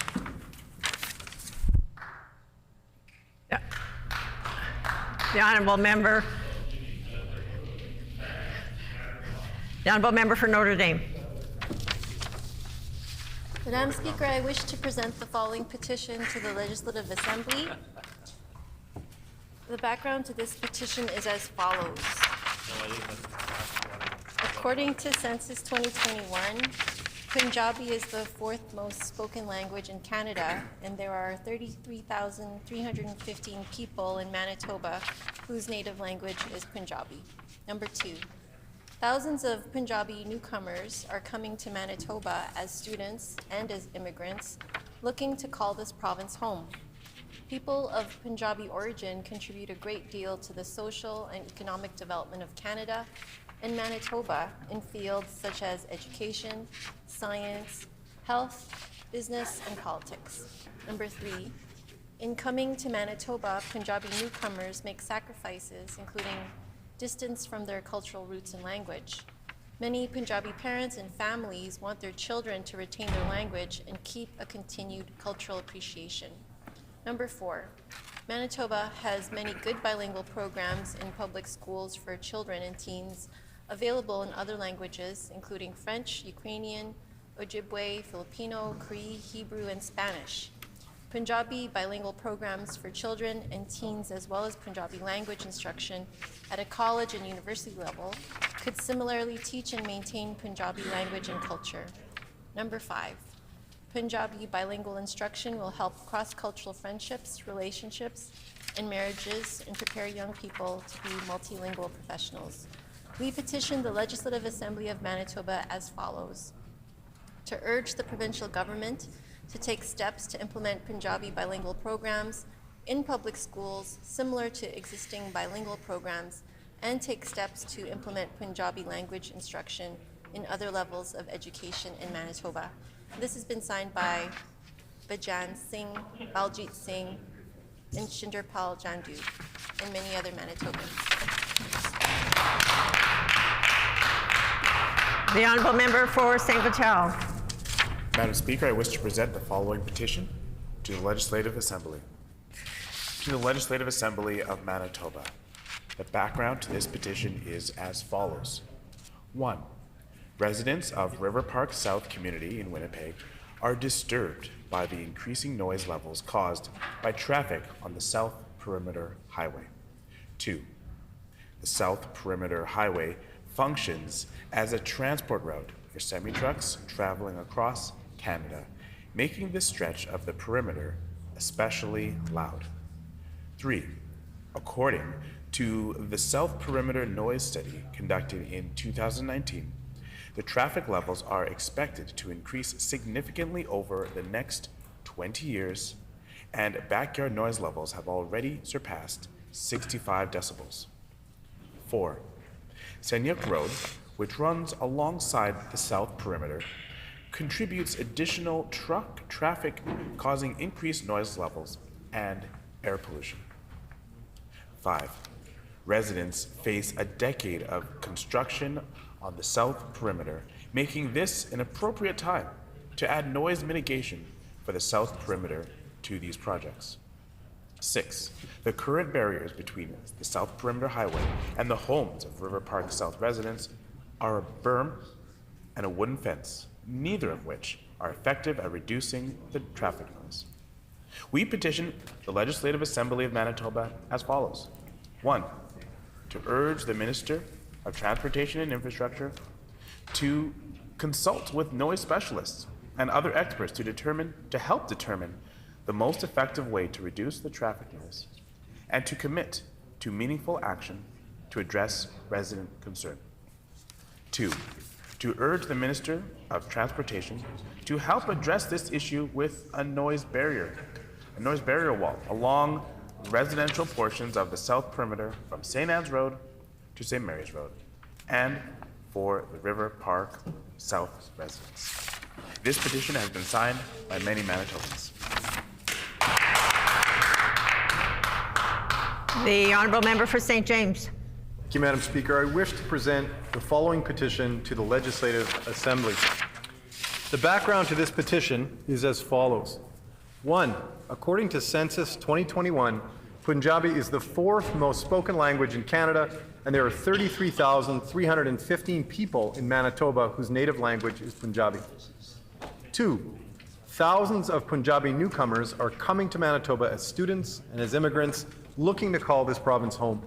People of Punjabi origin contribute a great deal to the social and economic development of Canada and Manitoba in fields such as education, science, health, business, and politics.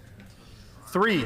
In coming to Manitoba, Punjabi newcomers make sacrifices, including distance from their cultural roots and language. Many Punjabi parents and families want their children to retain their language and keep a continued cultural appreciation. 4. Manitoba has many good bilingual programs in public schools for children and teens available in other languages, including French, Ukrainian, Ojibwe, Filipino, Cree, Hebrew, and Spanish. Punjabi bilingual programs for children and teens, as well as Punjabi language instruction at a college and university level, could similarly teach and maintain Punjabi language and culture. Punjabi bilingual instruction will help cross-cultural friendships, relationships, and marriages and prepare young people to be multilingual professionals. We petition the Legislative Assembly as follows: to urge the provincial government to take steps to implement Punjabi bilingual programs in public schools similar to existing bilingual programs, and take steps to implement Punjabi language instruction in other levels of education in Manitoba. This petition has been signed by Gursawak Singh, Baljit Kaira, and Sukwant Kaur. Thank you. The honourable member for the Maples. Speaker, I wish to present the following petition to the Legislative Assembly of Manitoba. The background to this petition is as follows. Number 1, according to Census 2021, Punjabi is the 4th most spoken language in Canada, and there are 33,315 people in Manitoba whose native language is Punjabi. Number 2, thousands of Punjabi newcomers are coming to Manitoba as a student and as an immigrant looking to call this province home. People of Punjabi origin contribute a great deal to the social and economic development of Canada and Manitoba in fields such as education, science, health, business, and politics.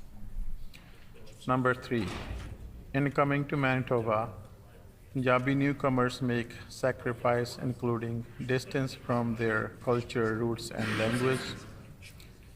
Many Punjabi parents and families want their children to retain their language and keep a continued culture appreciation.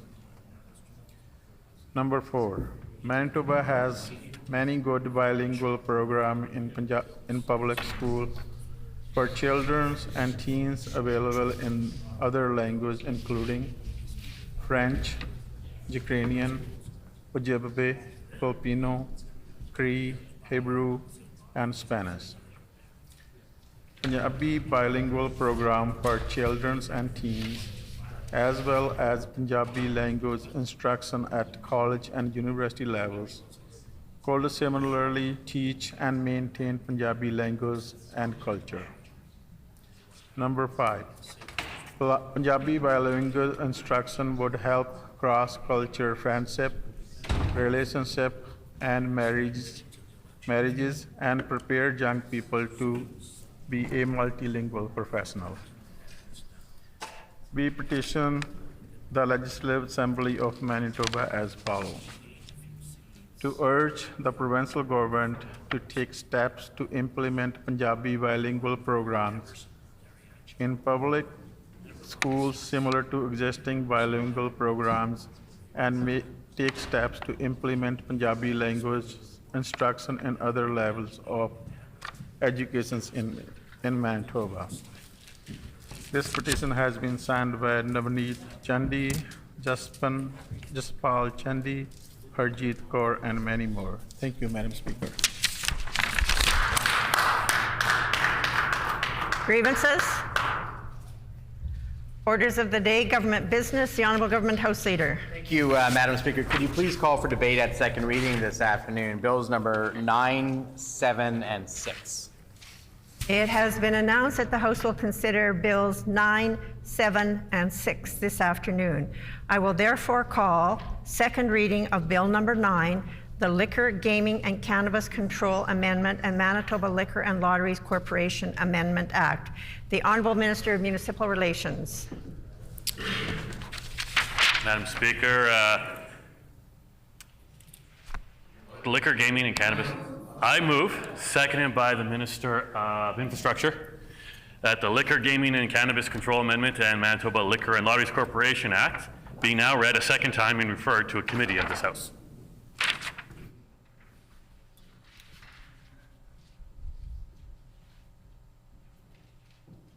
It has been moved by the Honourable Minister of Municipal Relations, seconded by the Honourable Minister of Infrastructure, that Bill Number 9, the Liquor, Gaming and Cannabis Control Amendment and Manitoba Liquor and Lotteries Corporation Amendment Act, be now read a second time and be referred to a committee of this House. The Honourable Minister for Municipal Relations. Thank you, Madam Speaker, and I appreciate the opportunity to put some words on the record with respect to Bill 9.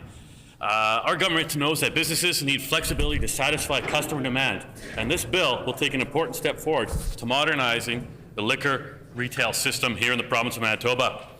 Bill 9 will allow existing liquor retail businesses in Manitoba, which is 226 hotel beer vendors, 168 liquor vendors, and 8 specialty wine stores, the ability to sell liquor products carried by MBLL. Additionally, 50 craft liquor manufacturers will now be eligible to expand the assortment of liquor products they're able to retail at their manufacturing location. This change will further our government's support for the local craft liquor manufacturing sector and support entrepreneurship in the ever-growing Manitoba industry. This means that people living in Winnipeg will now be able to purchase spirits at up to 102 new locations and wine at up to 94 new locations. Folks in Brandon will now be able to purchase spirits and wine at up to 10 new locations. Bill 9 also increases the convenience for other communities in Manitoba by allowing Manitobans the ability to purchase spirits and wine at up to 172 new locations and cold beer at up to 177 new locations.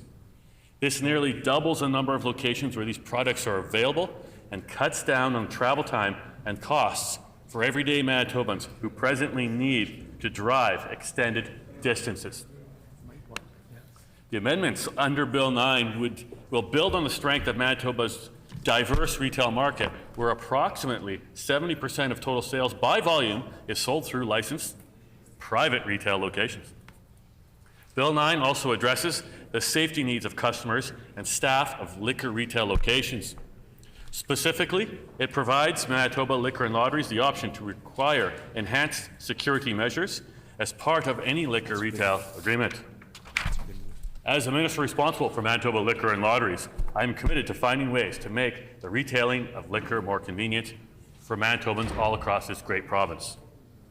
Madam Speaker, the legislative amendment will meet this commitment by allowing a wider range of products for sale at existing retailers, saving Manitobans money on travel times and assisting us in growing our local economy as we continue to recover from the COVID pandemic.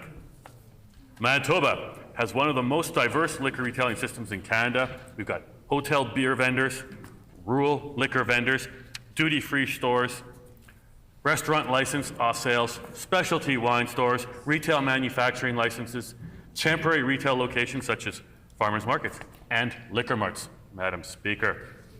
The legislative amendments seek to build on the strength and diversity of Manitoba's liquor retailing system by allowing businesses that choose to sell liquor as one of their products listing the ability to grow their business with new offerings. Now, Mr. Deputy Speaker, Bill 9 will create new opportunities for hotel beer vendors by opening up the sale of up to 579 new wine and spirit products from the Liquor and Lotteries catalog. Liquor vendors will be able to retail up to 123 new beer and refreshment beverage products. Specialty wine stores will have the ability to sell up to 707 new spirit, beer, and refreshment beverage products. This amendment will produce opportunities for retail businesses across the province to expand and meet customer demand in liquor sales, similar to many provinces across Canada. Craft liquor manufacturers in Manitoba will now have the ability to stock and carry the products they want in their retail store. This supports entrepreneurship and allowing a beer manufacturer to carry another craft manufacturer's beer, or the ability to branch out and carry a spirit or wine product from another producer. Our government recognizes the financial challenges many Manitobans and businesses face, which is why growing our economy is so important. These legislative amendments will help support job growth as businesses expand into a new line of liquor product offering. The balanced approach to growing the economy will permit existing retailers to offer new liquor sales in Manitoba. Businesses will be able to renovate to carry the additional liquor products, hire more staff to manage and sell new products, and earn additional income to recover after financial hardship experienced by many businesses during the pandemic. These are just a few of the economic benefits that this initiative will bring to the Manitoba economy. Currently, liquor retail licenses are restrictive in nature by limiting what products can be sold by existing retailers and businesses, and therefore creating unnecessary red tape on Manitoba businesses. Bill 9 is another step toward our government's priority to reduce red tape and to provide more choice and convenience for the consumer and greater opportunities and flexibility for Manitoba's businesses. Existing liquor retailers will be able to transition to a standardized liquor retail license in the new modernized liquor retailing system, creating new, less regulatory burdensome environment for businesses.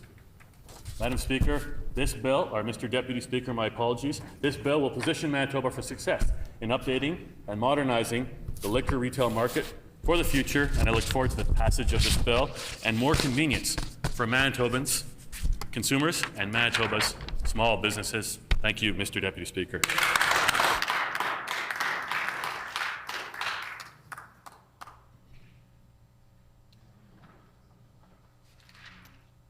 Just a minute, just a moment here.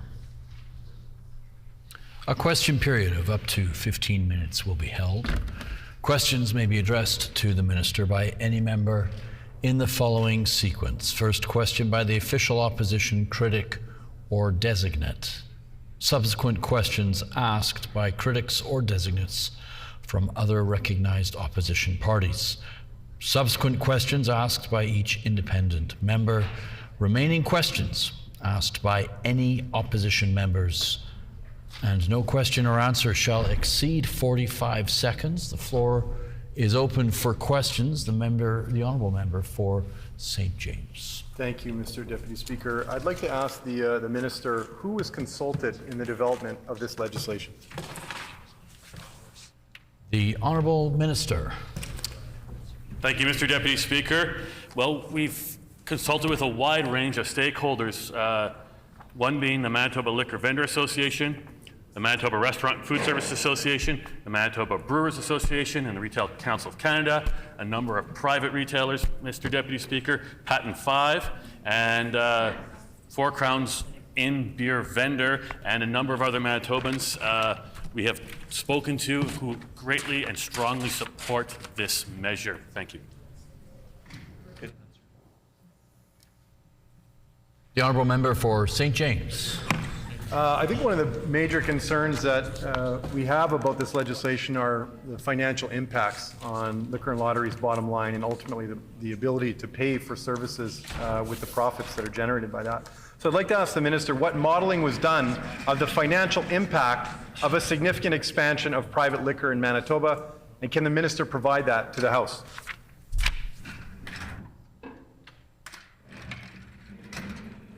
The Honourable Minister of Municipal Relations.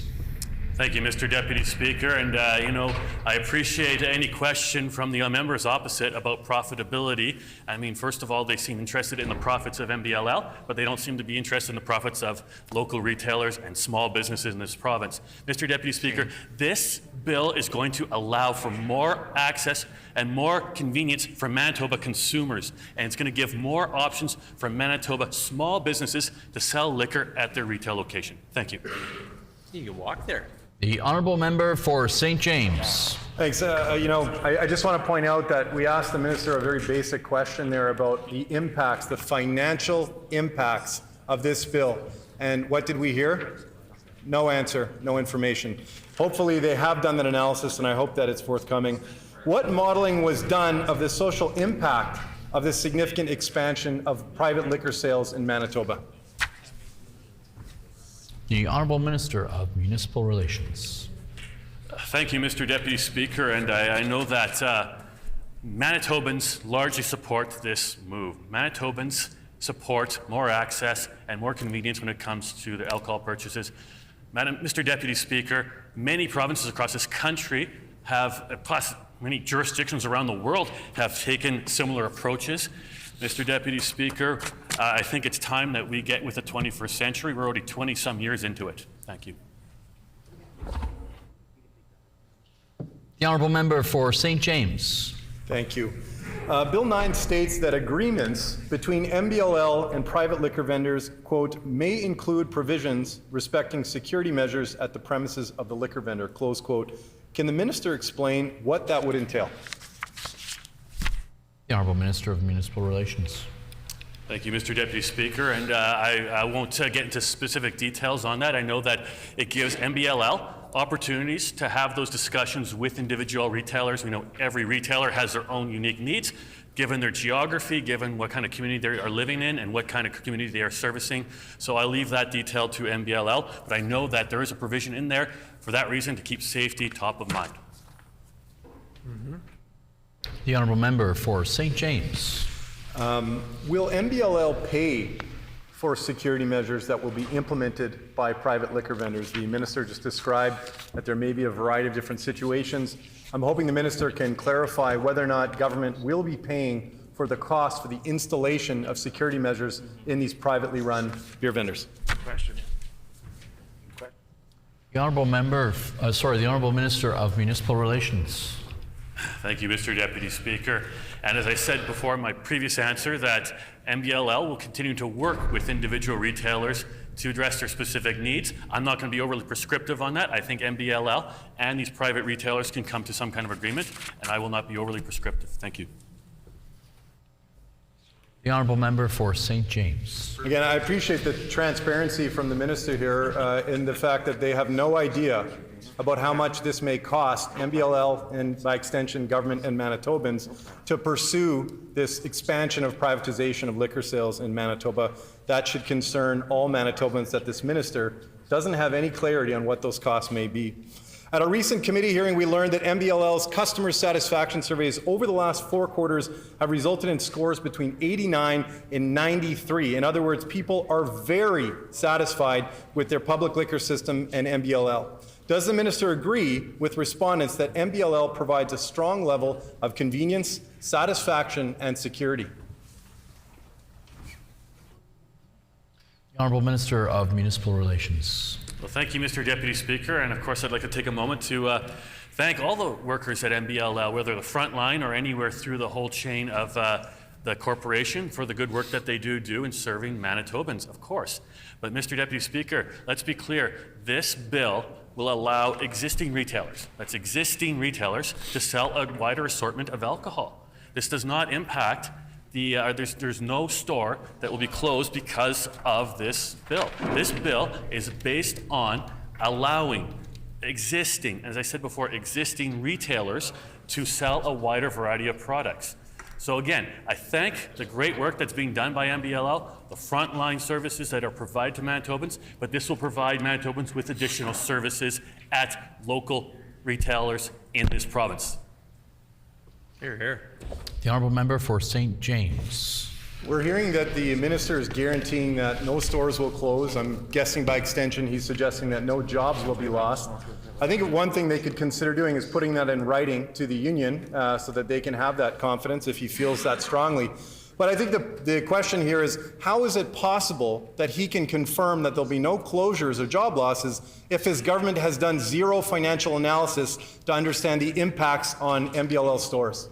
That makes no sense. I'd like to ask the minister again, give him another chance to offer this House some insight into the expected financial impacts that Bill 9 will have on Manitoba Liquor and Lottery profits. The Honourable Minister of Municipal Relations. Mr. Deputy Speaker, and I think in my preamble I said that some 70% of liquor by volume sold in this province is already sold by private retailers. Mr. Deputy Speaker, this will allow current retailers, existing retailers, to sell a wider variety of alcohol. I don't know why members opposite are so opposed to doing that. That's going to provide their constituents with more options, Mr. Deputy Speaker. The vast majority of Manitobans support this idea. We've seen polling where that does happen, where majority of Manitobans would like to see more options in their alcohol purchases. I'm not sure why folks on the other side of the House, the NDP, are so opposed to that. Mr. Deputy Speaker, are they on the sides of Manitobans, or are they on their own side? Ideology. The honourable member for St. James. The reason we're concerned is because we don't trust this government, and Manitobans don't trust this government. The minister says he doesn't understand why we're so concerned while he takes liquor profits and hands them over to their friends in the private sector, handing millions in profits over to the private sector, stealing those profits from government coffers. That is a serious concern that everyone in Manitoba is concerned about, and we're very concerned about the direction that this bill takes us. I'm going to ask this minister about the previous incarnation of this bill. Why did the government drop the 5-year pilot project that was included in Bill 42, the previous version of Bill 9? The Honourable Minister of Municipal Relations. Thank you, Mr. Deputy Speaker. I'm not sure why the member opposite is so concerned about Bill 42. Perhaps he wants to see that reintroduced in its original incarnation. But right now we're talking about Bill 9. We're talking about the opportunity for Manitoba retailers, existing retailers, Mr. Deputy Speaker. Again, I'll say it's existing retailers in this province will be able to sell a wider range of alcohol products. It's giving choices to consumers. It's giving choices to individual retailers. Mr. Deputy Speaker, I'm not sure why the NDP are so opposed to the private sector, why they're so opposed to private interests, private companies, small individual companies, Manitoba owned, Manitoba run, and Manitoba employed. Why are they so against them? Yeah. The Honourable Member for St. Boniface. Just wondering if the minister, is this seen as an expansion? Are we talking about selling more liquor? Because I think one of the concerns around privatization is simply that if you're just robbing or taking from Peter to pay Paul, or if you're are we expecting a net increase in revenue, a net increase in alcohol sales, and a net increase in employment? Are we actually going to see growth from this, or is it just shifting from private to public, from public to private? The Honourable Minister of Municipal Relations. Well, thank you, Mr. Deputy Speaker. And again, this is all about customer choice and consumer choice. I believe that this is going to be a great opportunity for Manitobans, not only consumers, but the businesses and the retailers that exist today to be able to have more options. I know that it was actually the previous Liberal leader in 2016 that ran on a platform to privatize the liquor system, so I'm not sure if the member opposite was aware of that.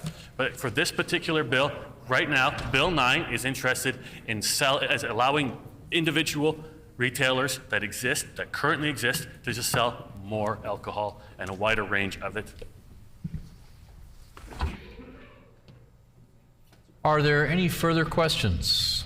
The Honourable Member for St. Boniface. Yeah, I know there have been a number of instances in the, look, we have to acknowledge that, in fact, if you look at the harms associated with substance abuse, that in fact, the death toll and the sickness toll and the disability toll associated with alcohol is actually worse than most other drugs, in fact, than most other drugs combined. And there's new evidence, of course, that there's there are very higher and more serious health risks. So I'm just wondering, does the government have any plan to address the harms related to addiction that would inevitably coincide with this legislation?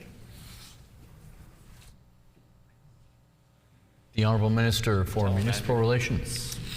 Well, thank you, Mr. Deputy Speaker. And of course, our government does take the issue of addictions very seriously. I know MBLL already sets aside a set amount, I believe it's 2% of their net revenue, to address some of these issues, to help Manitobans learn the harms and potential pitfalls of certain products, whether it be cannabis, alcohol, and gambling.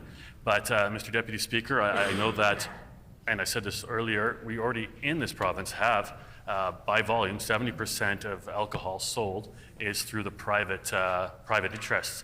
So I think, Mr. Deputy Speaker, this will expand on the ability for local retailers to be able to sell more wide variety of alcohol, not only making it easier on consumers. We know that inflation, cost inflation, the cost of gas. The Honourable Minister's time has expired.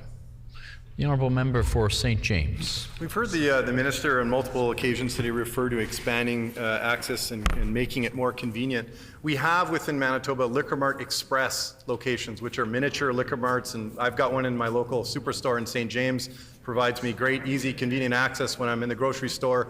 Can the Minister clarify why he's not looking at expanding the Liquor Mart Express model if it's all about convenience? Yeah, that's exactly it. The Honourable Minister for Municipal Relations. Mr. Deputy Speaker, thank you so much. And I appreciate that question because it gives me an opportunity to talk about the ability for private retailers to be able to sell more liquor and different products in the liquor store, Mr. Deputy Speaker. Unfortunately, the members opposite seem to be opposed to having private companies that are, by the way, locally owned, locally operated, and employs local people, Mr. Deputy Speaker. For some reason, the NDP have an ideological opposition to anything to do with the private sector and with small business owners. Yeah, shame. The honourable member for St. Boniface. Thank you, Mr. Deputy Speaker. I mean, the last time I checked, I think the Manitoba Liquor and Lotteries is also locally owned and completely, all its employees are also Manitoban. So, but I mean, part of this, from the point of view of this was actually, as far as I can tell, one of the bills that was withdrawn, along with Bill 64 and another of contentious bills. Why is it, seems like a bit of a bait and switch. Why is it being introduced now when it was withdrawn in the past as seen in the PCs? Why are they doing this flip-flop? Because they clearly thought it was toxic previously. The Honourable Minister of Municipal Relations. Mr. Deputy Speaker, I appreciate a question from the leader of the Liberal Party in this House. Again, I'll remind the House that it was his party, a leader under that banner in 2016, that ran on a campaign to privatize liquor sales in the entire province. So I do think that's a bit interesting he asked this question. However, Mr. Deputy Speaker, this bill has been reintroduced. Of course, Mr. Deputy Speaker, the NDP did not want to pass it the last time. They didn't want to pass it the time before. We want to make sure that we're giving opportunities to Manitobans to be able to purchase alcohol, a wider range of alcohol products at retailers, at local retailers, Mr. Deputy Speaker, while giving those folks, the local retailers, more options in their sales. The honourable member for St. Boniface. For the record, when I ran for leader, I said I ran on a platform of no privatizations, and I was not part of the 2016 campaign. I've heard real concerns from hotels in rural Manitoba who say that if this bill goes forward, it'll actually devastate their business, and it will and undermine the economy of their town. So, is this something that the minister has heard or is taking into consideration? The Honourable Minister of Municipal Relations. Mr. Deputy Speaker, thank you very much. I have spoken to the Manitoba Hotel Association about this, and they are quite positive about Bill 9, Mr. Deputy Speaker. Like I said, we had outreach to a number of organizations and institutions that have to do with the sale of liquor, very supportive of Bill 9. The time for questions has expired. The floor is open for debate. The honourable member for St. James.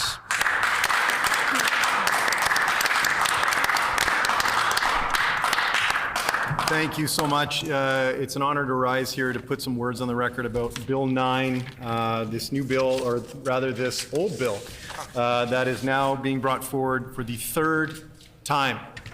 This bill, which started out in life as Bill 40, and later came forward as Bill 42, and now we're seeing as Bill 9 in its newest incarnation, is truly, I think, a great example of the through line between the Brian Pallister era and the Heather Stephenson era, Premier Stephenson era, the Premier Stephenson era here in Manitoba. This bill continues Brian Pallister's work of seeking to privatize aspects of government operations, to send public dollars over to the private sector. And, we can see it. We look at the way that this bill has changed, has been modified slightly, that there have been very few changes ultimately to this bill. The focus of the bill remains on taking profits that are being made by our Manitoba Liquor and Lotteries organization and sending those profits over to the private sector. This bill is being couched, we've heard the minister now repeatedly talk about this as being about convenience, improving access. Meanwhile, we read to the minister that satisfaction among Manitobans about their access to liquor, satisfaction with the operation of our liquor stores is incredibly high. So these arguments about improving service or meeting some kind of unmet demand don't hold muster, Mr. Deputy Speaker. They are not convincing. One of the biggest concerns, as we've expressed in questions here today, and that I had a chance to express to the minister in a briefing that I had with him a couple months back about this bill, is the impact on Manitoba Liquor and Lotteries profits. And in that briefing, I had an opportunity to ask the minister about what type of analysis his government did to understand the financial ramifications of the implementation of Bill 9. And what I heard from the minister was the same thing that I heard from the minister today and what we all heard from the minister, which is there has been no analysis. To repeat, the government is proposing a bill that will open up the sale of liquor, the private sale of liquor, to every beer vendor in this province. Will turn every single beer vendor into a miniature liquor mart, giving them opportunities to sell those high-value products that are currently sold to those publicly owned liquor stores, and will give them the opportunity to make those profits off those products. The potential damage to our provincial treasury and the impacts financially are huge. Right now, Manitoba earns approximately $315 million a year in profit from liquor sales. The members across are chirping. I don't think they like these numbers. They kind of hurt to hear about the potential damage that this government is about to do to our provincial revenues. $315 million in profits. That's what's at stake with what this government is proposing.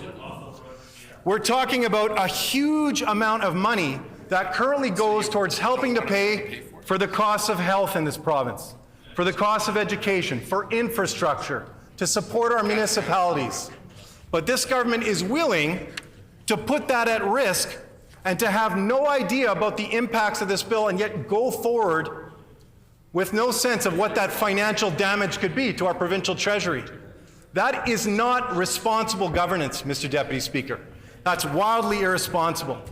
You know, in a previous briefing I had with the prior minister, I can't keep track of all the ministers in this government, they cycle through them pretty fast, but in a prior briefing on regards to a prior bill, I learned a very important piece of information from Mr. Scott Fielding, this minister's predecessor. And that was, and this was right out of his mouth in that briefing, and I'm sure the minister knows this detail. On every single bottle we sell in a Manitoba Liquor and Lotteries operated store, we make approximately an 11% margin on that bottle. Not taxes, not the kind of, no other mystery money here, it's 11% margin. Clear profits for us as Manitobans that we can spend on health, education, and so forth. This government is taking that 11% margin and they're saying to their friends in the private sector, here, take the profit. We don't need it anymore, apparently. They're willing to hand that over. The issue is they're proposing these changes without any clarity on what the impacts are. This government likes to position themselves as a bunch of fiscal hawks, but they're not even doing basic financial analysis or any kind of estimation about the impacts of this bill financially on Manitobans. What they're saying again is, trust us. Trust us. Don't worry about it. It's not going to have that big of an impact. It'll make life more convenient, but don't worry about the lost profits. Trust us, they're not that big.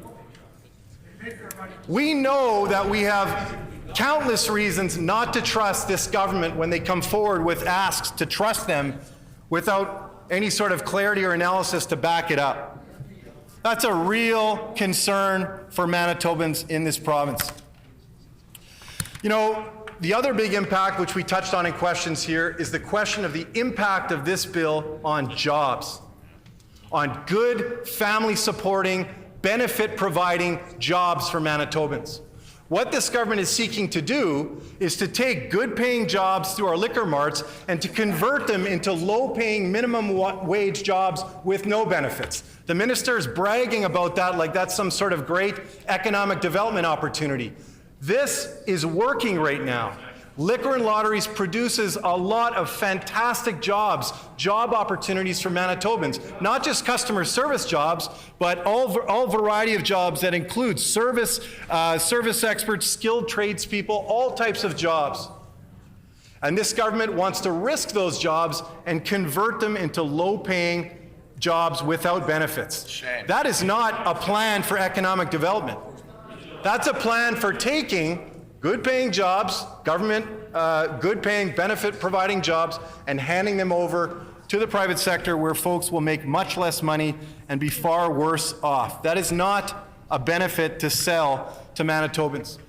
You know, I'd like to ask the minister, or I mentioned it briefly in the question period there, Mr. Deputy Speaker, but if this minister feels so confident that this bill, which he's got no analysis to back up in terms of impacts, but that this bill will not result in a loss of jobs or the closure of liquor stores, I invite the minister to consider putting that in writing.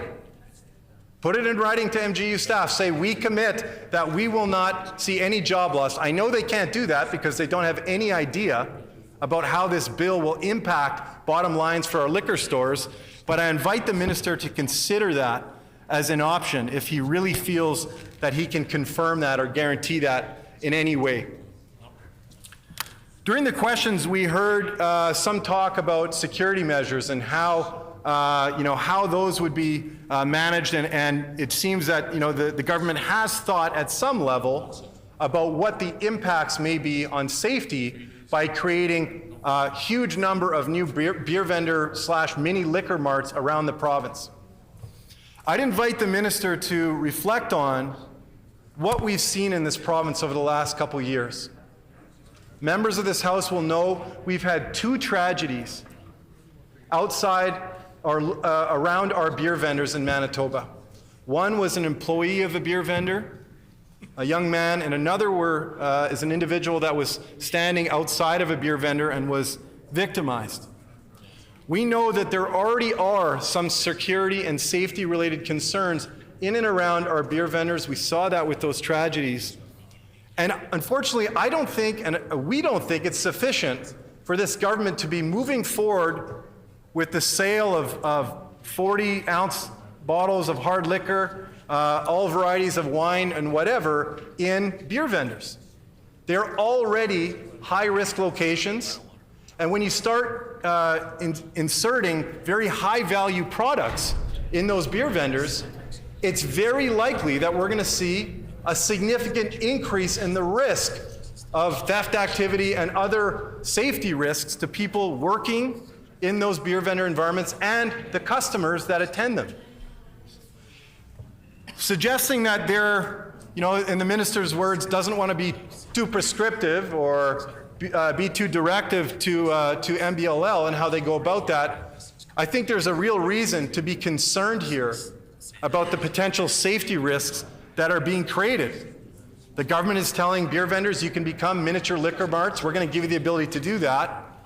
And again, it's not clear whether or not this minister has stated whether or not we as Manitobans are also going to subsidize their ability to do that by paying for the cost of security infrastructure. We know how expensive that security infrastructure was in our liquor stores. We know that that infrastructure was wildly successful. It's helped to very much change those environments and make them into much safer environments. It's important. Those investments are important, but they were very expensive. Will we, as Manitobans, bear those costs to support this government's desire to hand profits over to the private sector? That's not clear. The minister wasn't able to clarify that. That should make Manitobans suspicious. I suspect it has. This system, our liquor system, is working as it is. We shared satisfaction numbers that we saw from our liquor marts. Very high, 93% satisfaction rate with service in our liquor marts. Manitobans aren't clamoring for these changes. They're not clamoring for this government to go and take these publicly sold liquor products and to bring them over to the private sector so they can make profits. They're not asking for that. I haven't heard that as a legislator. I hadn't heard that as the liquor and lotteries critic even once. So I don't know, who this minister has been talking to or who his government has been consulting with, but it certainly doesn't reflect what we've heard from Manitobans. The public liquor system works. It's serving Manitobans well. The other piece to this is that CCPA did some really important research in about 2016, 2017 that showed how well our system is working. That showed just how great we got it, how right we have it here in Manitoba. That research showed that we have the lowest per capita expenditure in alcohol in this province. We have the second lowest impaired driving rates in this province. And very importantly, and something that is now being put at risk by this minister and this government, we have the highest revenue and net government income per capita from liquor sales across Canada. We got it right, Mr. Deputy Speaker, and this government and this bill and this minister that's fighting to push this bill forward are putting that at risk. They're putting that at risk. I know that this government received thousands upon thousands of emails from Manitobans telling them to protect public liquor sales. I also received those thousands of emails, and I was grateful to receive them. I was grateful to receive those emails because those emails represented the voices of Manitobans who know how important it is that we protect public liquor sales, because they know what public liquor sales mean. They know it means we get to keep the profits as Manitobans, and we get to ensure that some of those profits are reinvested in keeping Manitobans safe in social responsibility, in addictions, treatment, and recovery programs. The health impacts of this bill also need to be considered. We didn't hear this minister reference those at all. We didn't hear him reference those at all, and in fact, if I think about the potential impacts of the bill we discussed yesterday, Bill 7, combined with the impacts of Bill 9, what this government is proposing is a significant expansion in the availability of alcohol to Manitobans. We know that in their last bill, Bill 42, the last incarnation of this bill, they went even further. That bill proposed to have liquor in every single, or allowed liquor in convenience stores and in grocery stores. Fortunately, I don't know, I'm guessing because they knew that was upsetting to Manitobans and that there were significant risks associated with that, and that Manitobans rejected that they've decided to modify that just slightly and now restrict those private sales to beer vendors. But we know that this government wants to drastically expand the availability of liquor. I think that is a very important public policy question that we need to be considering very seriously given the potential impacts. Again, I already stated some of the facts from that CCPA research outlining that we've got this lowest per capita expenditure on alcohol, that we've got the second lowest impaired driving rates. Those are things we can be proud of in Manitoba. The question I haven't heard this minister or this government answer is, what are the impacts of this bill on expanding the sale of liquor to make it much more accessible? What are the impacts on public health? Those are really important questions that I think we need to be looking at much more closely, that we clearly have not seen answered by this government.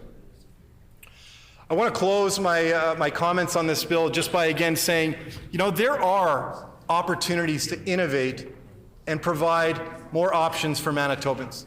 But we can do that within the public liquor system. We should protect those profits that are going to pay for health, that are going to pay for education services.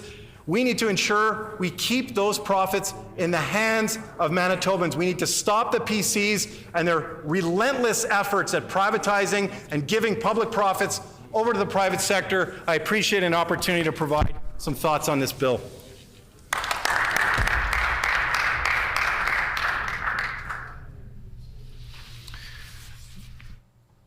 The honourable member for Notre Dame.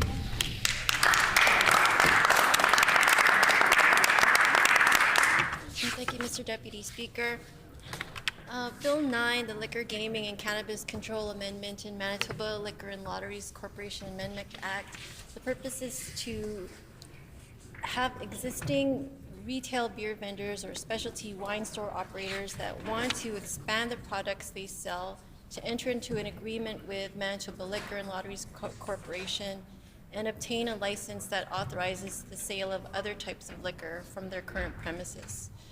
We'll also have that the holder of a manufacturer's license may obtain a license that authorizes them to operate a liquor store at the premises that are the subject of the manufacturer's license or at a nearby location approved by the Executive Director of the Liquor, Gaming, and Cannabis Authority of Manitoba.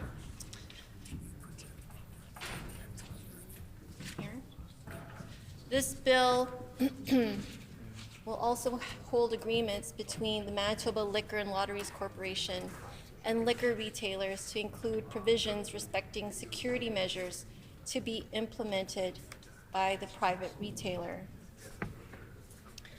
Bill 9 is yet another attempt by the PCs to further privatize the sale of liquor in Manitoba. Our public system works. It creates hundreds of millions in revenue. It provides many Manitobans with good paying jobs and reinvests money in addictions programs. And this revenue that MBLL generates is used to fund healthcare, education, and much more. Moving to a privatized model moves the public benefit into private hands. And we are also worried about the public health impact that further privatization will have, notably its impact on underage drinking, potential theft, and more social harms. The current model for the sale of alcohol ensures that public benefits from the regulation and sale of liquor, because it helps pays for the cost of our hospitals, it helps with the cost of our schools and public education. And Bill 9 makes significant changes to that model. The PC's priority is that public benefit should go instead towards private profit. The government has claimed that they can add new stores that sell spirits without meaningfully impacting government revenue, but that's just not plausible. We remain concerned that the push for private sale will in fact have a significant impact on the profits of Manitoba Liquor and Lotteries, and in turn on the revenue provided to government and social responsibility. The Stephenson government and this minister has provided no evidence, and they have provided no modeling to support their position. They have just said, trust us, about a decision that could have very significant financial implications for Manitobans. In a bill briefing, the minister himself admitted that they have not done an analysis on what impact Bill 9 will have on MBLL sales, and that's not good enough. This bill should not have come forward at all before the government provided real analysis of the revenue impact of this change. Important public services are funded by the sale of these products, and a change in revenue means less money for our schools and for our hospitals. We are also concerned about the impact on good-paying jobs. The Liquor Mart employees are fairly paid with good benefits. These are good jobs. The government's so-called guarantee of no job losses is not strong, and the government and MBLL retain the ability to change direction at any time, including closing stores or laying off employees. If Bill 9 were to become law, it's clear to us that it would have a significant impact on MBLL. And while the minister claims that's not the case, we're just all waiting for the other shoe to drop. With private liquor locations, the inevitable result will be a loss of good jobs replaced with lower or even minimum wage jobs and the closing of liquor marts.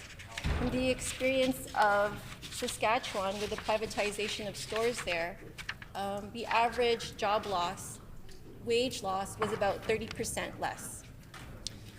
If the PC government was serious about a real jobs guarantee, they would offer that proactively in the collective agreement with their employees, but they won't do that because it's not a serious guarantee.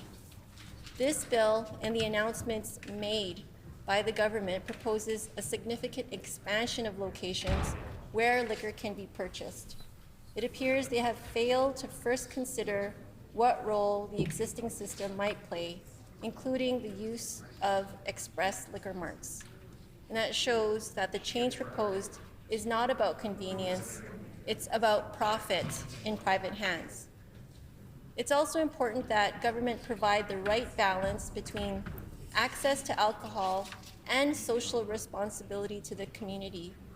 The Stephenson government has provided no real analysis of the social impact of the changes proposed here, and that's the wrong approach. Manitoba Liquor and Lotteries employs approximately 2,000 people who bring a wide range of backgrounds, skills, and experience. They pride themselves on hiring talented and passionate individuals who are part of a diverse workplace that represents the vibrant communities that we serve. At MBLL casinos, they hire customer service experts, skilled tradespeople, local performers, food and beverage professionals, equipment technicians, and many others across different fields. Knowledgeable Liquor Mart staff ensure the retail experience for our customers is both convenient and socially responsible. Corporate employees help make our company run effectively and are always focused on our customers. MBLL generates thousands of additional direct and indirect jobs in the provincial economy. The casinos and liquor marts that MBLL owns and operates generate millions of dollars in spin-off economic activity per year for other businesses. MBLL's core mandate is to provide revenue to the Government of Manitoba, to support provincial programs and initiatives in areas such as healthcare, education, social services, housing, and infrastructure. And every dollar earned in profit is to be invested back in the province. Privatizing liquor sales reduces government revenue. These revenues directly contribute to programs to reduce addiction and invest in treatment. The direct and indirect social costs of alcohol are shouldered by government and therefore by Manitobans, regardless of whether alcohol sales are public or private. So we should not be giving up millions of dollars that can be used to address those issues. In 2016, there was research done from BC, Alberta, and Saskatchewan because of the privatization that was going on there. And we found that Manitoba, compared to those other provinces that had a significant amount of privatization, had the strongest position in retaining the revenues generated from alcoholic beverages. That's because Manitoba had a more balanced approach. We have the second lowest rates in impaired driving, and that's very important. We also have consistently the lowest per capita expenditures on alcoholic beverages. Manitoba also has the highest revenue and net government income per capita from its sales of alcoholic beverages. It's not wise to throw this money away, especially as we're still trying to economically recover from this pandemic. In recent years, MBLL has contributed over $600 million to the public purse. That's money that was reinvested in education, healthcare, infrastructure, housing, and other crucial services. At the end of the day, the real issue is that the Pallister-Stephenson government is horrible at managing our assets. And when conservative governments mix private with public, the private always seems to make off with the public benefit. I mean, we can't afford to let that happen with liquor revenue. We know that public liquor marts are performing very well. Customer satisfaction surveys rate frontline staff at public liquor marts as extremely professional and very knowledgeable about the products that they offer. In fact, 93% of liquor mart customers are satisfied with their overall experience, and research on privatizing liquor sales has shown that privatization leads to millions of dollars in lost government revenue, actually less choice for consumers, and weaker control of liquor distribution. These millions of dollars could be used to improve healthcare and education in our province, and rather than going into the pockets of private companies. So we believe that the province's crown corporations belong to all Manitobans, not just to the Premier and her wealthy friends. The Canadian Institute for Substance Use has a research director named Tim Stockwell, who quotes, "From the public health and safety perspective, privatization is a very poor move. By and large, the more you put the profit motive into the sale and distribution of alcohol, the worse the outcomes are for public health and safety. Research shows that our public liquor system works, and it works well. Our public liquor system saves the government money and creates hundreds of millions of dollars in revenue. Private liquor systems require more public spending to ensure private retailers are compliant, and that doesn't need to happen in a publicly run system. That means there'll be more money that we'll have to pay for, that the government will have to pay for regulators. These higher costs means higher and more variable prices than in our current public system. Public liquor mart staff are trained to spot intoxicated and underage buyers, and the result are safer communities and less underage drinking. The bill before us increases the risk to public health in Manitoba. This bill jeopardizes the mental health and stability of families and relationships where a parent or partner is suffering or trying to recover from alcohol addiction. And with alcohol more readily available, it becomes increasingly difficult to quit an addiction. MBLL is required by law to allocate 2% of its income to addictions, research, and treatment, something that no private seller has an obligation to do. So we're worried that Bill 9 could increase the amount of alcohol sales to children and reduce the number of good-paying jobs at MBLL. And it's also been 3 years since the PCs have announced a gaming review. And there's been no update, and the minister has refused to answer questions on what's been done so far for that review. MBLL revenue provides investments that go towards essential services like schools and hospitals. Keeping distribution in public hands ensures that profits are invested in public benefits like schools and hospitals. Again, health experts are warning that expanding private liquor sales will strain the province's healthcare system and reduce resources for substance abuse and addictions treatment. There are many community members as well that are concerned about the safety implications of these changes. For security measures, MBLL has made significant investments to keep our communities safe, such as implementing controlled substances. And this has almost completely eliminated robberies and reduced theft by 97%.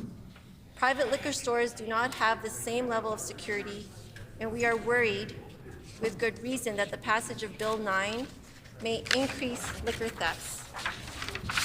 Bill 9 states that the agreements between MBLL and liquor retailers may include provisions respecting security measures at the private liquor location, but it's very unclear what exactly this entails.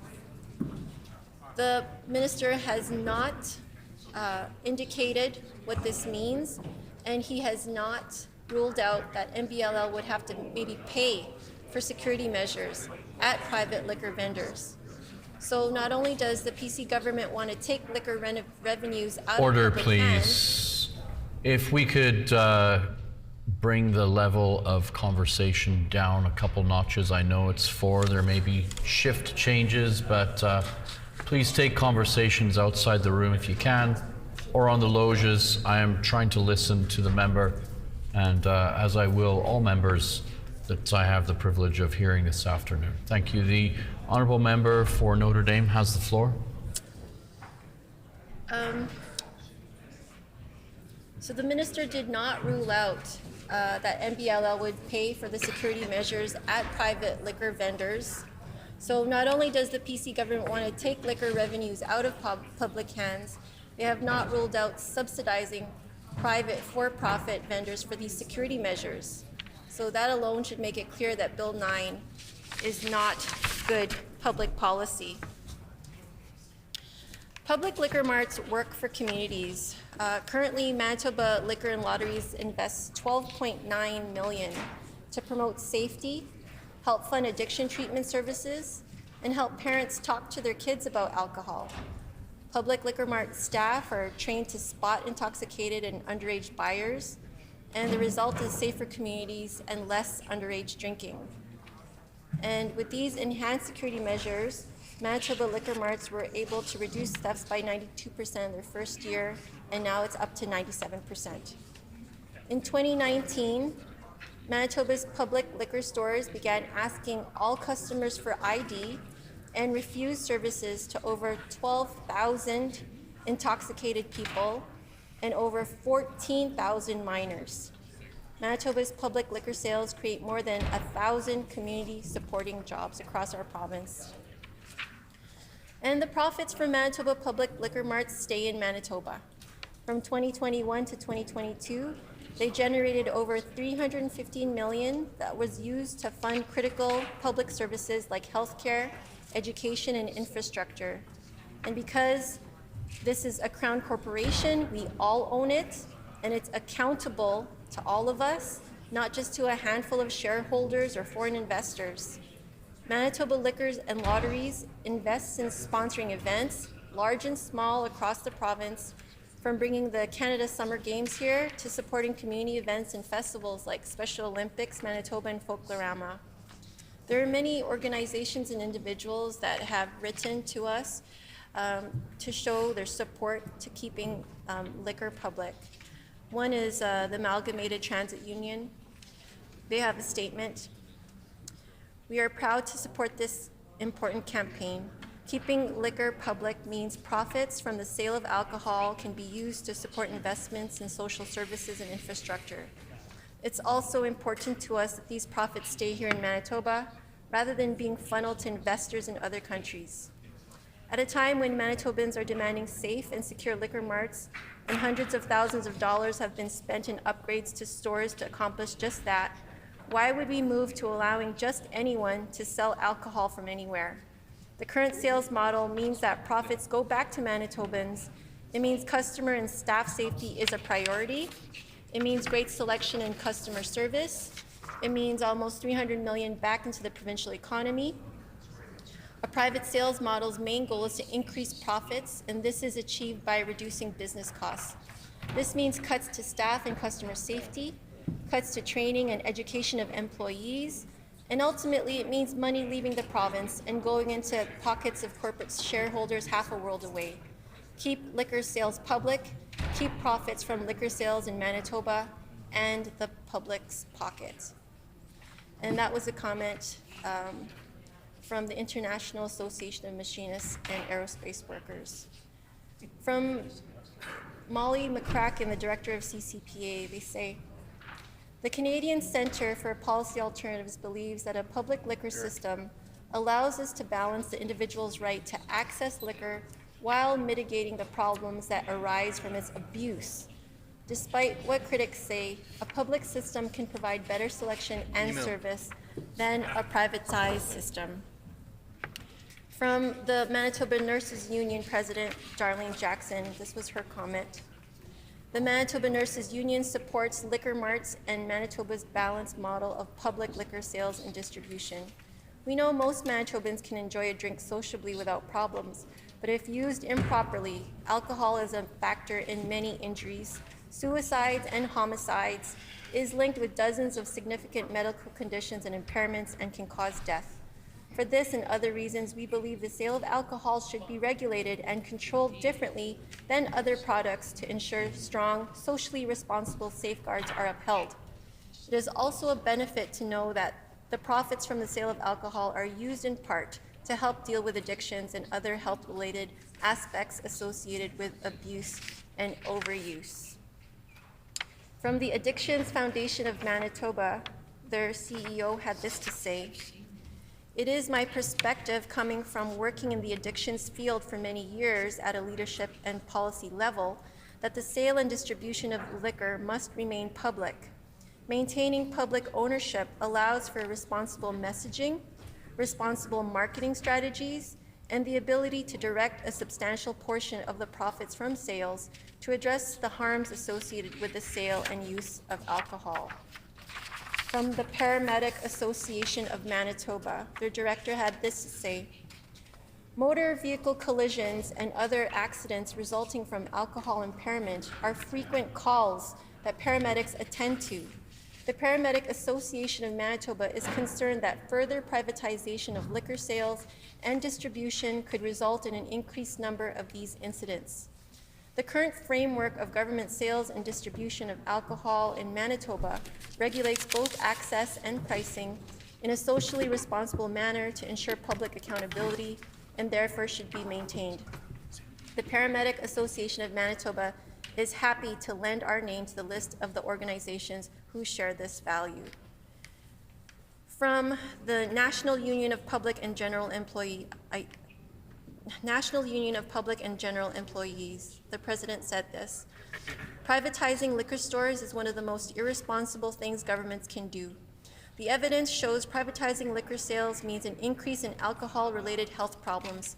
Prices for all but a handful of products increase when liquor sales are privatized. And when liquor sales are privatized, a source of revenue to help fund services like health care is lost. And from the Manitoba Building Trades and Allied Hydro Council, their CEO said this: Crown assets such as Manitoba Liquor and lotteries are valuable tools that provide a steady stream of revenue, education, and healthcare programs in our province. Maintaining public ownership of assets like this is in our province's best interest. Selling off public assets may result in a short-term cash infusions, but looking back at the sale of MTS, it is clear that the revenue is short-lived and there is no means of replacing the perpetual revenue stream generated by these assets. There are more statements that were given by many organizations like the Winnipeg Labour Council, United Steelworkers, District 3, Unifor, UFCW, Local 832, the Social Planning Council of Winnipeg, the Manitoba Federation of Labour, and I just wanted to end those quotes with MGEU President, the Manitoba Government Employees Union President Kyle Ross, who said, "The Premier committed during the last two elections that he would not move to privatize any more liquor sales in the province, but the 2020 throne speech muses at this yet again. We continue to question why they're doing this. We have one of the safest and socially responsible liquor distribution systems in the country. With the newly installed controlled entrances at most liquor stores, everyone is carded and staff continues to refuse the sale of alcohol to those intoxicated. There are over 900 staff at liquor stores. That's 900 good jobs for Manitoba families. Those workers go out of their way to provide the best customer service, and it shows. They have a 93% approval rating in a recent survey. And as well, last year alone, over $284 million in profits was brought into the government from the sale of liquor. That's $284 million for healthcare, schools, and roads. It's now not the time to be throwing millions of dollars away when our economy is still so fragile." So many organizations are very, very concerned about this government's new reiteration and bringing back this bill for further privatization of alcohol. I wanted to turn to the debate about the private versus public liquor trade-off. The minister mentions there's going to be some kinds of benefits. I can't remember what he was saying, something about competition maybe, I don't know. But we have to take a look at what those supposed advantages are and take a look at the evidence that might show otherwise. Because there are other jurisdictions that have already moved into this direction, like Alberta and British Columbia, and most recently Saskatchewan went full privatization of all their liquor stores. And so we can actually track the evidence to see what's happened. And we have some research regarding that as well. And this comes from Simon Enoch, who is from the Canadian Centre of Policy Alternatives from Saskatchewan. He writes, "It's critical that the public be aware of what they are trading away and what they are receiving in return if the government decides to move forward with the privatization of our public stores. There are arguments in favor of privatization and those against, and while there are certain individual benefits to privatizations, these pale in comparison to the increased social harms that would inevitably result from a privatized system." So advocates like the minister here usually point to three advantages to private liquor sales, like price, convenience, and selection. They say that private liquor sales are more consumer friendly, even if they make more harmful impacts to society at large. But let's take a look at those supposed advantages and see what the evidence actually says from the other jurisdictions. So, there's a seemingly universal acceptance that private stores are cheaper, but the evidence does not support this common belief. If you take a look at private stores in Alberta, they offer door crasher prices on specific products, like loss leaders to get consumers into the stores, because there exists no retail pricing floor in Alberta. But indeed, on average, public stores actually offer more competitive prices on more products in comparison to private stores. And this is because public systems spend much less in regards to administration, overhead, advertising, and marketing than a private store would. And moreover, the public system possesses monopoly purchasing power, allowing it to extract better prices from producers. Again, there's a price comparison of specific products. in private stores in BC and Alberta, and they were a lot more expensive compared to the public stores in BC and Saskatchewan. And actually, a tactic that some private stores in those provinces where they have privatized liquor sales, they have signs that say, "We have government liquor store prices." So folks will then know that they'll actually have lower prices in those private stores, but really they don't. On the issue of convenience, there's actually no argument there. Private liquor sales, depending on how they are regulated, would be more convenient. There would be a lot more stores in a lot more places. So in Alberta, for instance, there used to be 208 government stores in the province prior to their privatization in 1993. And by January of 2011, there were 1,240 private retail liquor stores in Alberta. They were also open for more hours. For instance, government liquor outlets restricted to 74 hours per week in Saskatchewan, but when it was still public. But private stores in Alberta are open 112 hours per week. So there's no doubt that a private system would be more convenient for consumers, but the question is, what are those consequences for this convenience?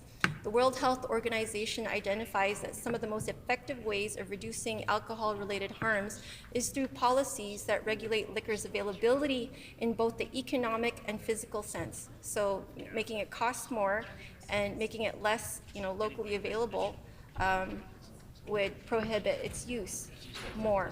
A publicly owned system is best positioned to regulate the number, size, and location of retail outlets in an area. And government can assess a broad array of factors that may bear on the appropriateness of establishing a liquor outlet in a particular community, whereas, in contrast, a private retail system leaves the planning of retail outlets to the discretion of the market. In this situation, physical availability is determined largely by the private expectations of profitability. And I know from being the MLA for Notre Dame that having private liquor stores and the beer vendors where they are located right now, it becomes a cesspool of all the problems in my constituency. As for selection, another widely touted advantage for private, privatization for the most part actually diminishes consumer choice. While it may be true that boutique private sellers in more densely populated urban areas will be able to offer a wider selection than existing public stores currently do, however, the majority of the private stores will only offer those products that are proven sellers, and smaller private stores, particularly in rural areas, simply cannot risk the shelf space on unproven or unknown brands. So this would be to the detriment of locally produced beer, wine, and spirits that would have to compete for shelf space with the more well-known and well-advertised corporate brands. So let's just move on a little bit to social harms. I have so much to say. I still have so many more pages of notes, but a little bit about social harms. We know that alcohol consumption is associated with a wide and diverse range of harms, from injuries and trauma to disease and disability, and that costs associated with alcohol use and abuse are high. The burden on health care and law enforcement services, coupled with the costs associated with the loss of productivity in the home or workplace due to alcohol use, amount to approximately $14.6 billion in Canada. So health authorities from around the world agree that the best way to minimize the social harms from alcohol is to limit its economic and physical availability in order to encourage moderate and responsible consumption. This includes setting minimum prices to discourage excessive consumption and taxation. The member's time has expired.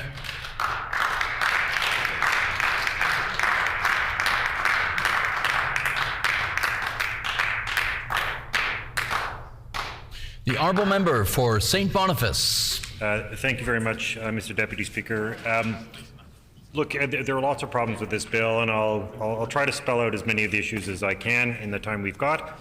I mean, one of the issues here is, look, if we're looking at, post-pandemic recovery, where's the growth? How are we actually expected to achieve any growth under this plan? Is it based on the idea that we're only going to have growth if people drink more alcohol, if we're going to sell more drinks. To me, that's a problem.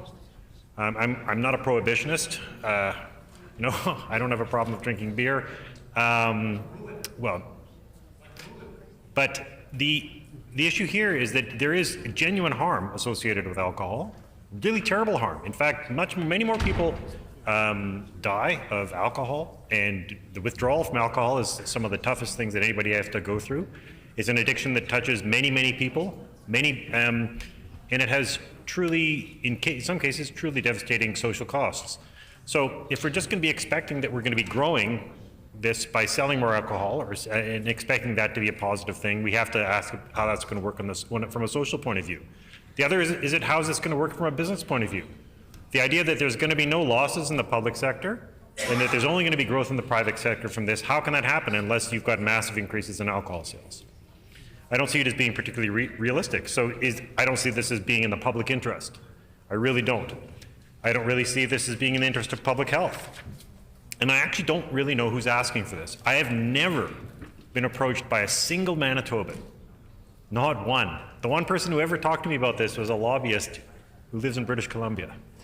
No one has ever come to me asking for this. No one. In fact, I spoke to a hotel owner who runs a vendor in rural Manitoba who pleaded with me to oppose these bills because they say it'll kill their town. Right? And again, this is a highly partisan and ideological decision because it's not about growth, it's not about choice, it's about the Conservatives taking jobs and revenue from the public sector and giving it to a select group in the private sector. And of course, there is a political motivation under that, which is to undermine the public workforce, which has been what this government has done, undermining health, teachers, home care workers, or anybody else. And this is a strategy taken from the US Republicans especially, but also certainly in Alberta and in other provinces, that they figure if you can undermine unions, they can undermine their political opponents. I mean, this is basically what happened in Wisconsin, where the Republicans deliberately crushed public sector unions out of existence in order to make it impossible for Democrats to run elections and to win. They took away their funds, they took away their organization in order to create a permanent majority. And I don't see that as being a positive thing for democracy either. I don't think you should be robbing Peter to pay Paul, and privatization is often, quite frankly, rife with corruption. It doesn't tend to grow the economy because it tends to be a pure transfer of income and wealth to the few at the expense of the many. It will undermine and it will act against the public interest. It allows a few private individuals to benefit the rewards, but that's not even anti-private sector. That's not even anti-business. It's just pro-good government. It's pro-public interest. And I do see this bill as a betrayal. It's a betrayal of the public interest, and it's also a betrayal of what the Premier and every PC MLA signaled when they pilled these bills before. There's no business case for this. If the business argument against this, a real business argument against this, is that when you've got issues, you don't sell off assets. You don't sell off things that are making you money. You sell off liabilities. You sell off the things that are losing you money. So instead, what's happening here is they're saying, well, we're going to take a bunch of business that really works really well. It brings in lots of income for the business that is liquor and lotteries. Those are businesses. This is it. We have to start thinking and recognizing, you know what, the government of Manitoba is the single biggest local business in this province. It's owned by us. It's run by us. The people who work in it are all Manitobans. And the idea that we're doing anyone a favor by firing people who work in one area in order to give a job to somebody else, give somebody the same job at a worse pay, that's going backwards. It's completely going backwards, especially at a time when there are so many people who can barely pay their bills. So are we going to now be going to people who work in liquor, and if all of a sudden public liquor stores start to struggle, and we're going to say, okay, well, I know you had a mortgage to pay and you have a family to feed, but sorry, we had to open a bunch of new liquor stores and we can't afford to employ you anymore. So those people will be out of luck. And maybe if they're lucky, maybe they'll be able to go at a job that's not protected, that has no benefits, that pays worse, and is likely to be more dangerous. And we've already seen there were crises. We talked with workers who had been assaulted, robbed repeatedly, attacked. There were tragedies. We have to basically, like our liquor stores are now like vaults where you have to go through, it's like going through airport security. That's a huge change. And so how are we going to be able to protect people? How are we going to protect people in rural areas where this is the case? And it's important to recognize and look at what happened for Alberta, because often when you have these laws and these schemes, they come along, they're packaged. There are actually organizations that write this legislation for Manitobans, for politicians, and for business, and they say, well, what can we do to try to, how are we going to, not just how are we going to privatize, but how are we going to sell this privatization? How are we going to sell this thing where we're going to take a whole bunch of money, we're going to take a whole bunch of jobs, and we're going to, it's like, well, you know what, it'll be more convenient for you. Well, that was the story in Alberta, right? So it's important, and Alberta is sort of the model for this. And then in Alberta, in September 1993, they said, we're going to have more selection, lower prices, and convenience for the consumer, and great opportunities for small local business. So in Edmonton, 23 provincially run liquor stores were replaced by 262 privately run establishments. So you end up getting liquor stores everywhere, kind of like we've got cannabis stores everywhere. But now cannabis stores are all struggling because there's a massive oversupply. I don't think we should be, is it a radical thing to say we don't want an economy that runs just on weed and alcohol? It doesn't make sense to me. But it ended up being a bit of a, what was promised to Albertans didn't happen. Instead, wholesale agents such as Diego Liquor, which sell products, as they said, this is an example, Captain Morgan's and Smirnoff will put their products on sale through limited time offers. Only larger stores can take advantage of these because they've got the money. They'll buy a whole bunch of surplus product and store it so they can run sales throughout the year. But small independents aren't able to do that, and they weren't able to do that. So this is an independent wine retailer at the time said, small independent stores can't compete because they don't have multi-million dollars in credit to buy pallets and pallets of Baileys, or they may not have the warehousing space to hold all this stuff aside so they can put it on sale later like Walmart. So the small independents end up getting crushed out of existence. And David Campanella, who's a public policy research manager for the Parkland Institute and co-author of a 2012 report on liquor privatization in Western Canada, warned Saskatchewan against following Alberta's lead, because he actually did an analysis and a comparison of average prices of alcohol products in Alberta and to those in BC and Saskatchewan. And he actually concluded Albertans were paying more than at publicly owned stores in Western Canada. And part of this is just because of the way people manipulate prices, sort of the way they do in places like Walmart. Even if you go to Walmart, the idea is, oh, it's always cheap, it's cheap, cheap. What they do is they put a whole bunch of stuff in and they undercut and put lower prices on big pallets of stuff that they run in the middle of the aisle, while everything else is costs just as much or more than it might cost at another store. It's manipulation. It's marketing. But one of the things that happened, in Edmonton, of the 262 liquor stores, more than 70 of them, a huge proportion of them, were all owned by Liquor Stores NA Limited, which owns stores called Liquor Depot, Liquor Barn, Wines and Beyond. And between all their locations, they own the market, which means that a single big player is dominating most of the market. And they dominate it by sheer size. And as somebody said, they said most people who open liquor stores, it's an ultra-competitive cutthroat market, and they're essentially buying themselves a minimum wage job after they factor in the hours. That's what it's going to be like, not just for the people who work there, but for the people, not for just the employees who stock the shelves or who have to work the register, but for the people who own it. He said the margins for liquor and beer are the thinnest compared to wine. And not only that, so it had massive impacts on Alberta's revenue. And Alberta, as an oil-producing province, I mean, they have untold billions in revenue. They're able to take a hit much more easily than Manitoba can. But the Parkland Institute estimated that in the 20 years of privatization, that the province of Alberta lost $1.5 billion in liquor revenue by switching to a flat markup system from a percentage markup. These are the sort of risks we're talking about, that you've got stores that can be unsafe, you're selling a product that is, by definition, not terribly safe, that's highly addictive, that's incredibly difficult to get people off of, where we don't actually have adequate mental health or addiction supports, and it will undermine government's ability to provide all those things. I don't know who's asking for this. It's really unfortunate. I don't see that there's a great demand for this, other than that this is seen as an opportunity to buy votes immediately before an election. In a way that is, I think, both a betrayal of a previous commitment to withdraw this law. The impression, certainly, that Manitobans had at the time was, okay, well, they're not going to go ahead with this. But if they're going to reverse themselves on this, then we have to ask, what else are they going to reverse themselves on?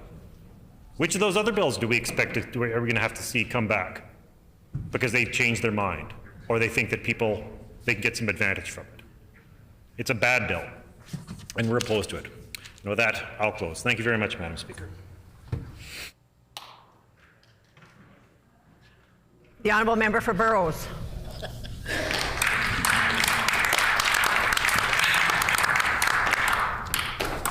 Thank you, Madam Speaker. Let me make it very clear that NDP caucus stands strong with local businesses, Manitoba-owned businesses, and Manitoba Liquor and Lotteries.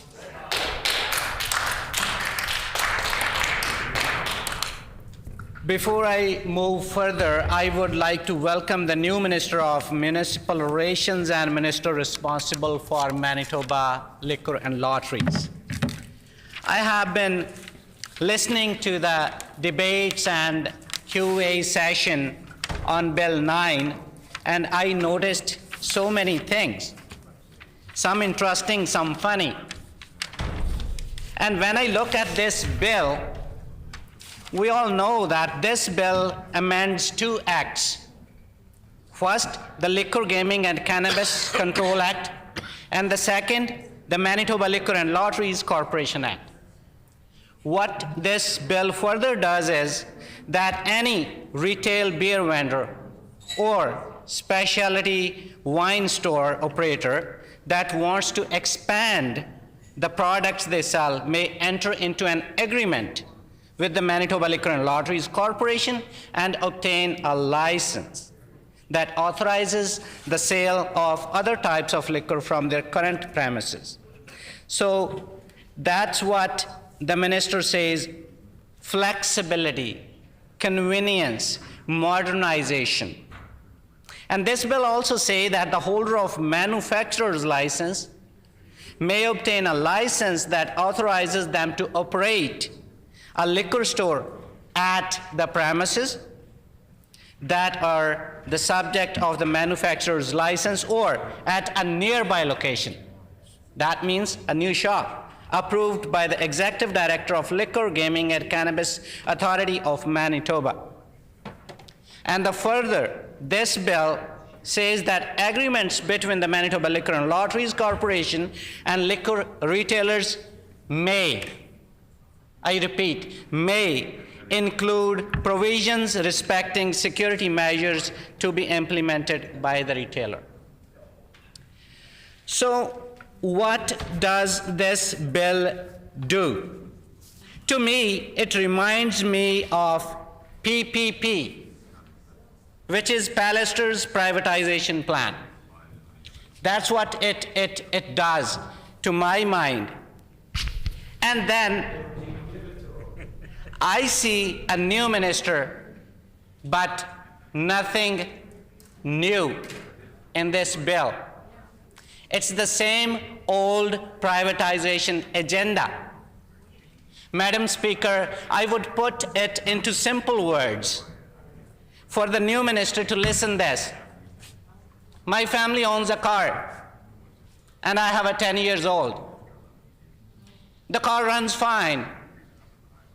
What if I paint it with mud and tell my kid that let's go wash it, we'll support a local business?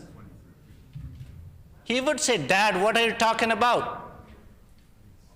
If I poke holes to the 4 tires of my car and take it to a repair shop and say I'm supporting local businesses, my kid would say, Dad, this is not the way to support local businesses.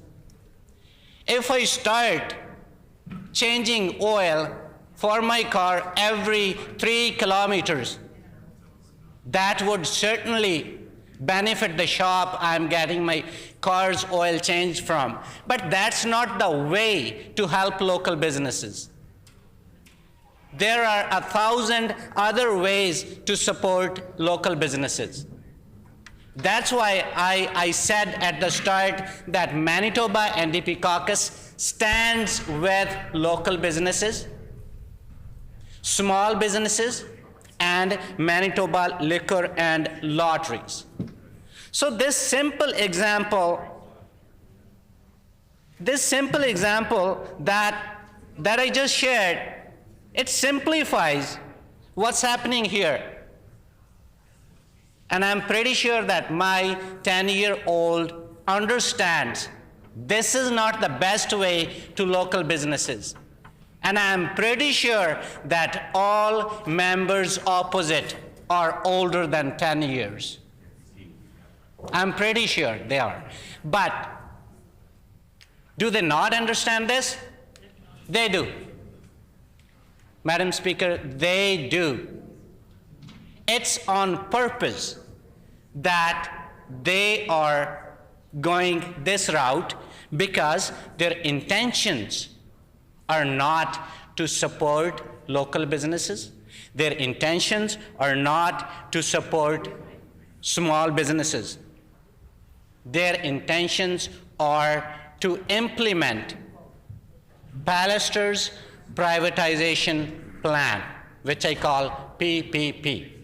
Nothing changed with the change of the premier. Nothing changed with the change of ministers one after another in almost all the departments. But they want to pretend. They want to paint a new picture. They want to say to Manitobans, no, that guy is gone, that guy is gone. We're new with a new plan and with wonderful ways to help Manitobans. That's not true. It's same old, same old. We have a well-established department which Manitobans like. Nobody came to any of the members on this side, and one of my colleagues from St. Boniface recently said that nobody told him as well that we need a change in the system. Then where this change comes from? I was listening to the QA session when the minister says that we consulted, and the minister mentioned so many organizations. But I think he didn't mention that they consulted Mr. Friesen and Mr. Pallister as well. I'm sure that they must have. So they would simply, anybody can think anything, but that might or might not be true. So the thing is, they are together to implement the same agenda that they are working on since 2016. Break a well-running machine. Hand it over, which was earlier publicly running machine, hand it over to private profit-making organizations or owners, or I would say in simple words, their friends. But this has an impact. This has an impact on Manitobans. I didn't hear the minister saying that consultations were done with Manitobans, who are the ultimate stakeholders of the products sold by Manitoba Liquor and Lotteries. Did he miss this part, or did he not consult with Manitobans? So when you're not asking the stakeholders or the end users or the consumers, what do you need? How do you know that what they need? When there is no demand for a change, why are you changing the system? Stats have been quoted in previous debates that over 90% of Manitobans are happy with how this system is running currently. And the minister admitted that they did no financial analysis about the impacts of this change. So if there is no analysis, then why this change? So to me, it seems like it's based upon assumptions that it has many, many benefits. But there are so many negative impacts of such changes. First of all, decline in revenue for Manitoba Liquor and Lotteries. It has been mentioned in this chamber that Manitoba Liquor and Lotteries spends millions of dollars for welfare of Manitobans. And the revenue that we get from Manitoba Liquor and Lotteries is used in education, used in health, infrastructure, and so on. So when we build a parallel system, private system of liquor sale, it's going to impact the current system which we have. I want to appreciate the employees whenever we go to Manitoba Liquor and Lottery store, Liquor Mart. They greet us, they serve us professionally, they smile at us, they even educate us. That's my personal experience. And many of you might have similar experiences because they are having well-paid jobs. And whatever they earn, those wonderful Manitobans, they spend here in Manitoba. But what if this system is totally handed over to the rich corporations, which would open small shops in our towns? They would spend it in Costa Rica.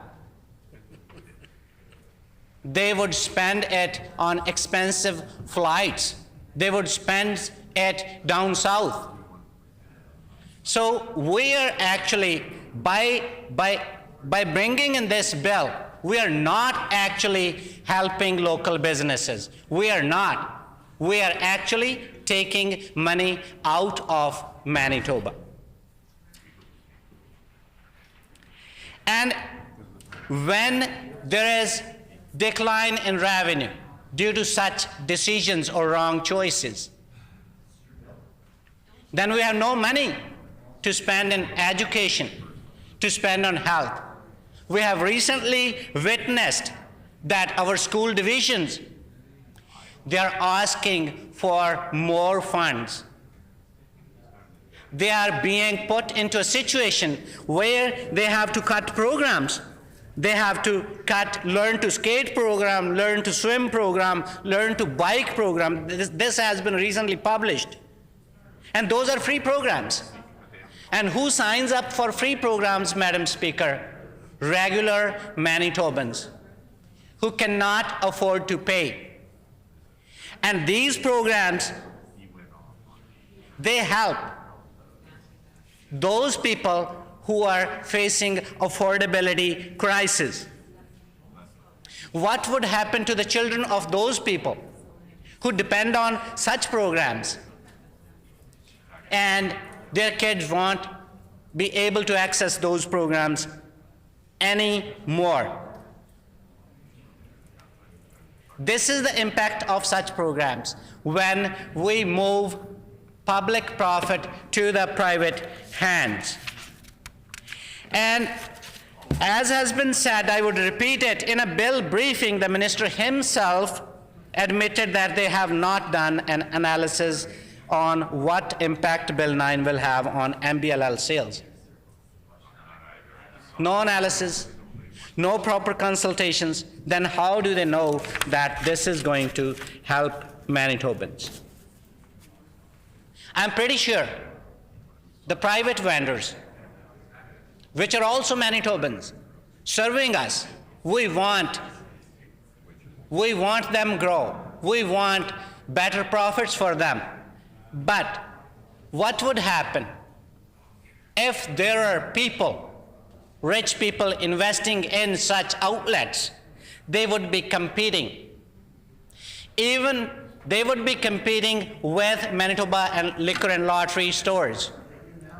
Even if somebody is going to buy a bottle of wine or bottle of liquor, $5 cheaper, they would be actually making this decision against their kids' future, because that profit is being taken away from our provincial revenue. So there are so many negatives that come with this bill.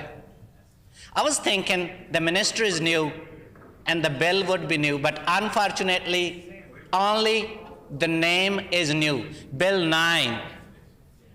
It's a repeated effort after Bill 40, Bill 42, and now Bill 9, with the same goal, same objective, same intention of privatization of public services in Manitoba. And I would like to share the fact from 2019. In a mandate letter to the corporation, the PC government told Manitoba Liquor and Lottery Board to exhaust all opportunities for more privatization. Published on April 30th, 2019 by CBC.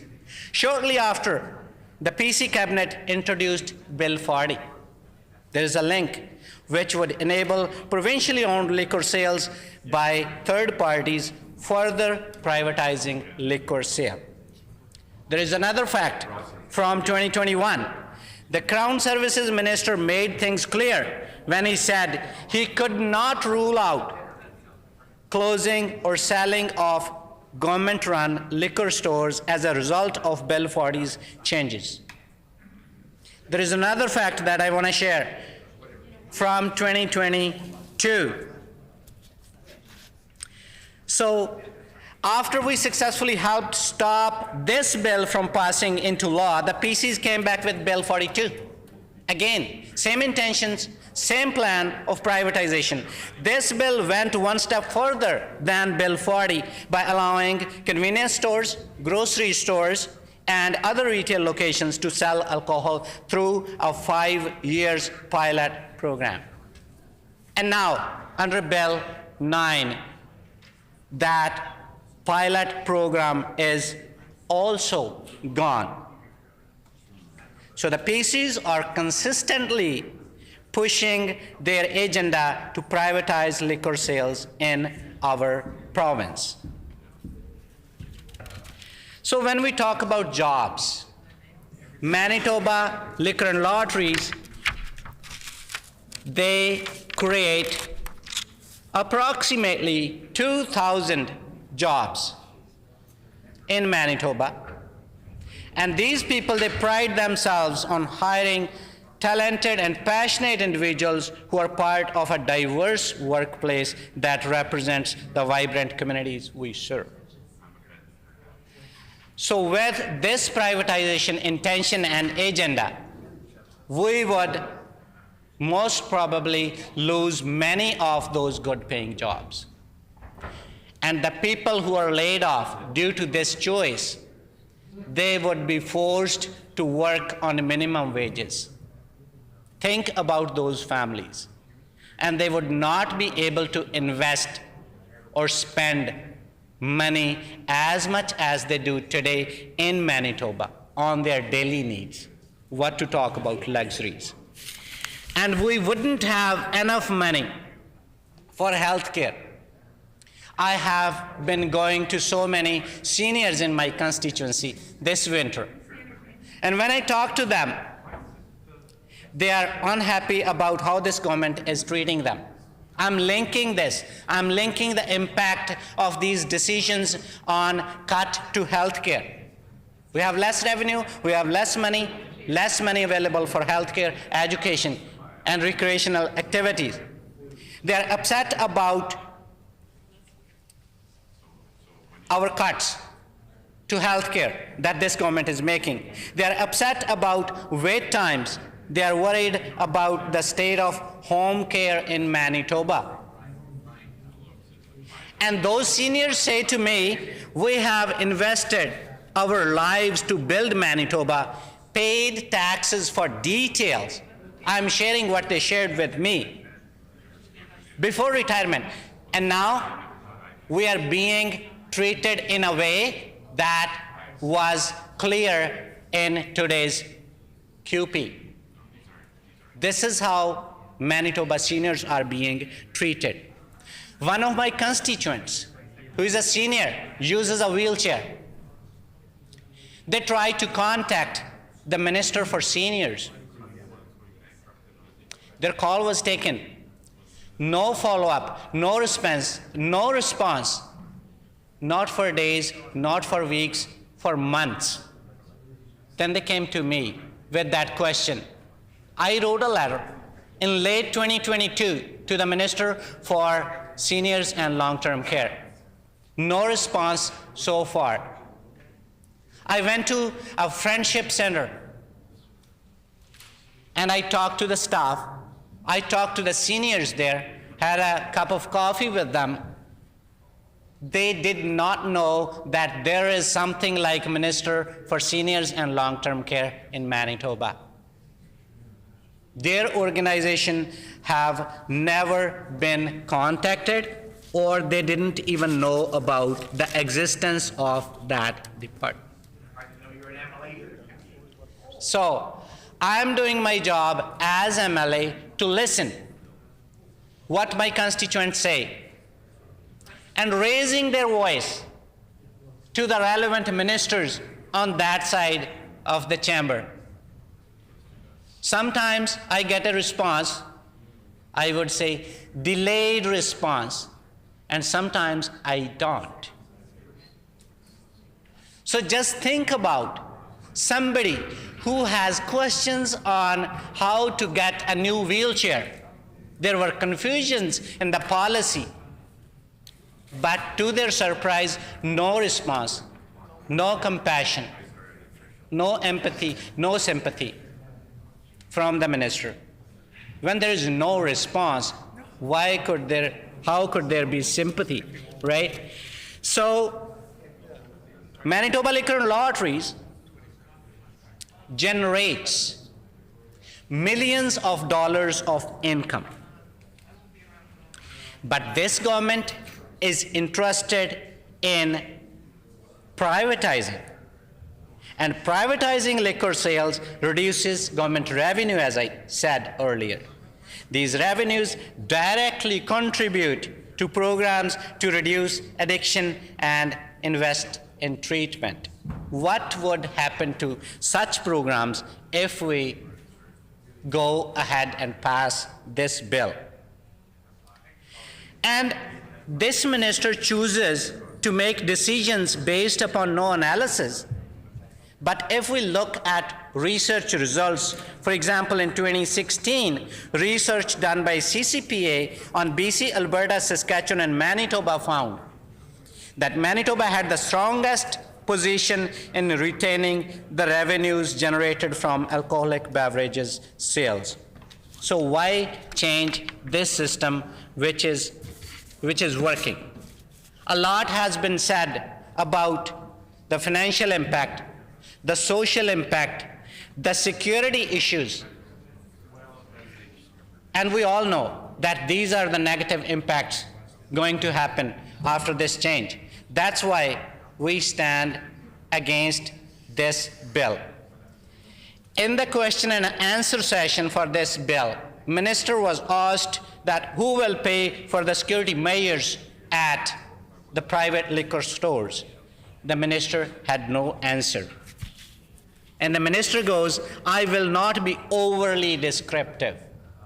Well, if the minister is not going to describe the details, who else would? What that means is either the minister has no information on this, or they want to conceal what their plan is.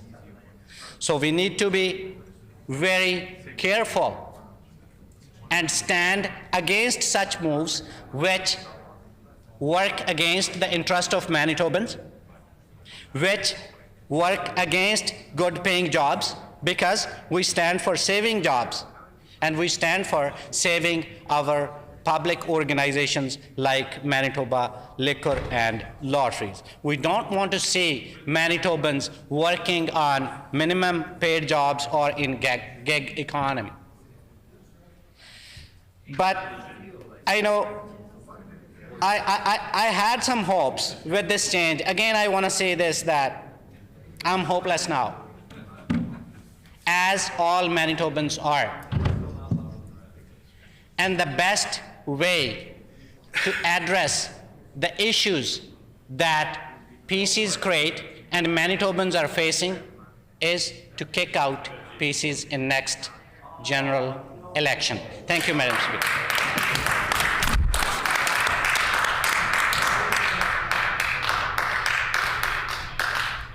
The honourable member for the Maples.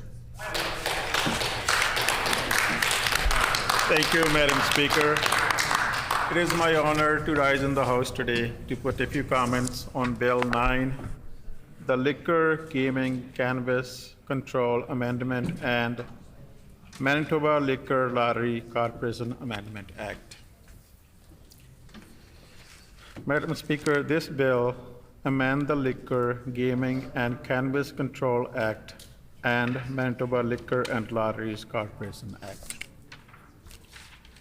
An existing retail beer vendor or specialty wine store operator that want to expand the product they sell may enter into an agreement with the Manitoba Liquor and Lotteries Corporation and obtain a license that authorizes the sale of other type of liquor from their current premises. The holder of manufacturer's licenses may obtain a license that authorizes them to operate a liquor store at the premises that are the subject of the manufacturer's license or at a nearby location approved by Executive Director of Liquor, Gaming and Cannabis Authority of Manitoba. Agreement between the Manitoba Liquor and Lotteries Corporation and Liquor Retail may include provision respecting security measures to be implemented by the retailers. So, Madam Speaker, this Bill 9, is another attempt by the PCs to privatizing the liquor. This is their third attempt. First, they tried with Bill 40, then tried with Bill 42, and they brought in with Bill 9. So this is their third attempt to take the money away from Manitobans and give it to their friends they may open more liquor store and may damage the bottom line of the current liquor stores there are. Again, I have heard from so many members here, is anybody came to us for asking this? No, nobody came to us asking for more liquor stores. There's options. There's the Express Liquor Stores that is a member from St. James is told us that in the superstore on Sargent Avenue. There's options available. We can expand on those options if Manitobans want it. But so far, I haven't heard anyone come to me or to our caucus or even my friend from St. Boniface. The same thing he said, like nobody came to him. So there's over $300 million coming profit to the government, which they will invest in education, healthcare. And currently, I think, I don't have much time, but I do like to tell the story, same as my friend from Burroughs have told. how education freeze for the last 7 years is hurting the residents in the Maples or the Saginaw Oak school divisions. How is it impacting the families that there's about 25 teaching positions are cut, and there's 50 maybe more cut this year because of the funding freeze and the funding not properly invested into. Order, please. Good job. When this matters again before the House, the honorable member will have 26 minutes remaining. The hour being 5 p.m., this House is adjourned and stands adjourned until 1:30 p.m. on Monday.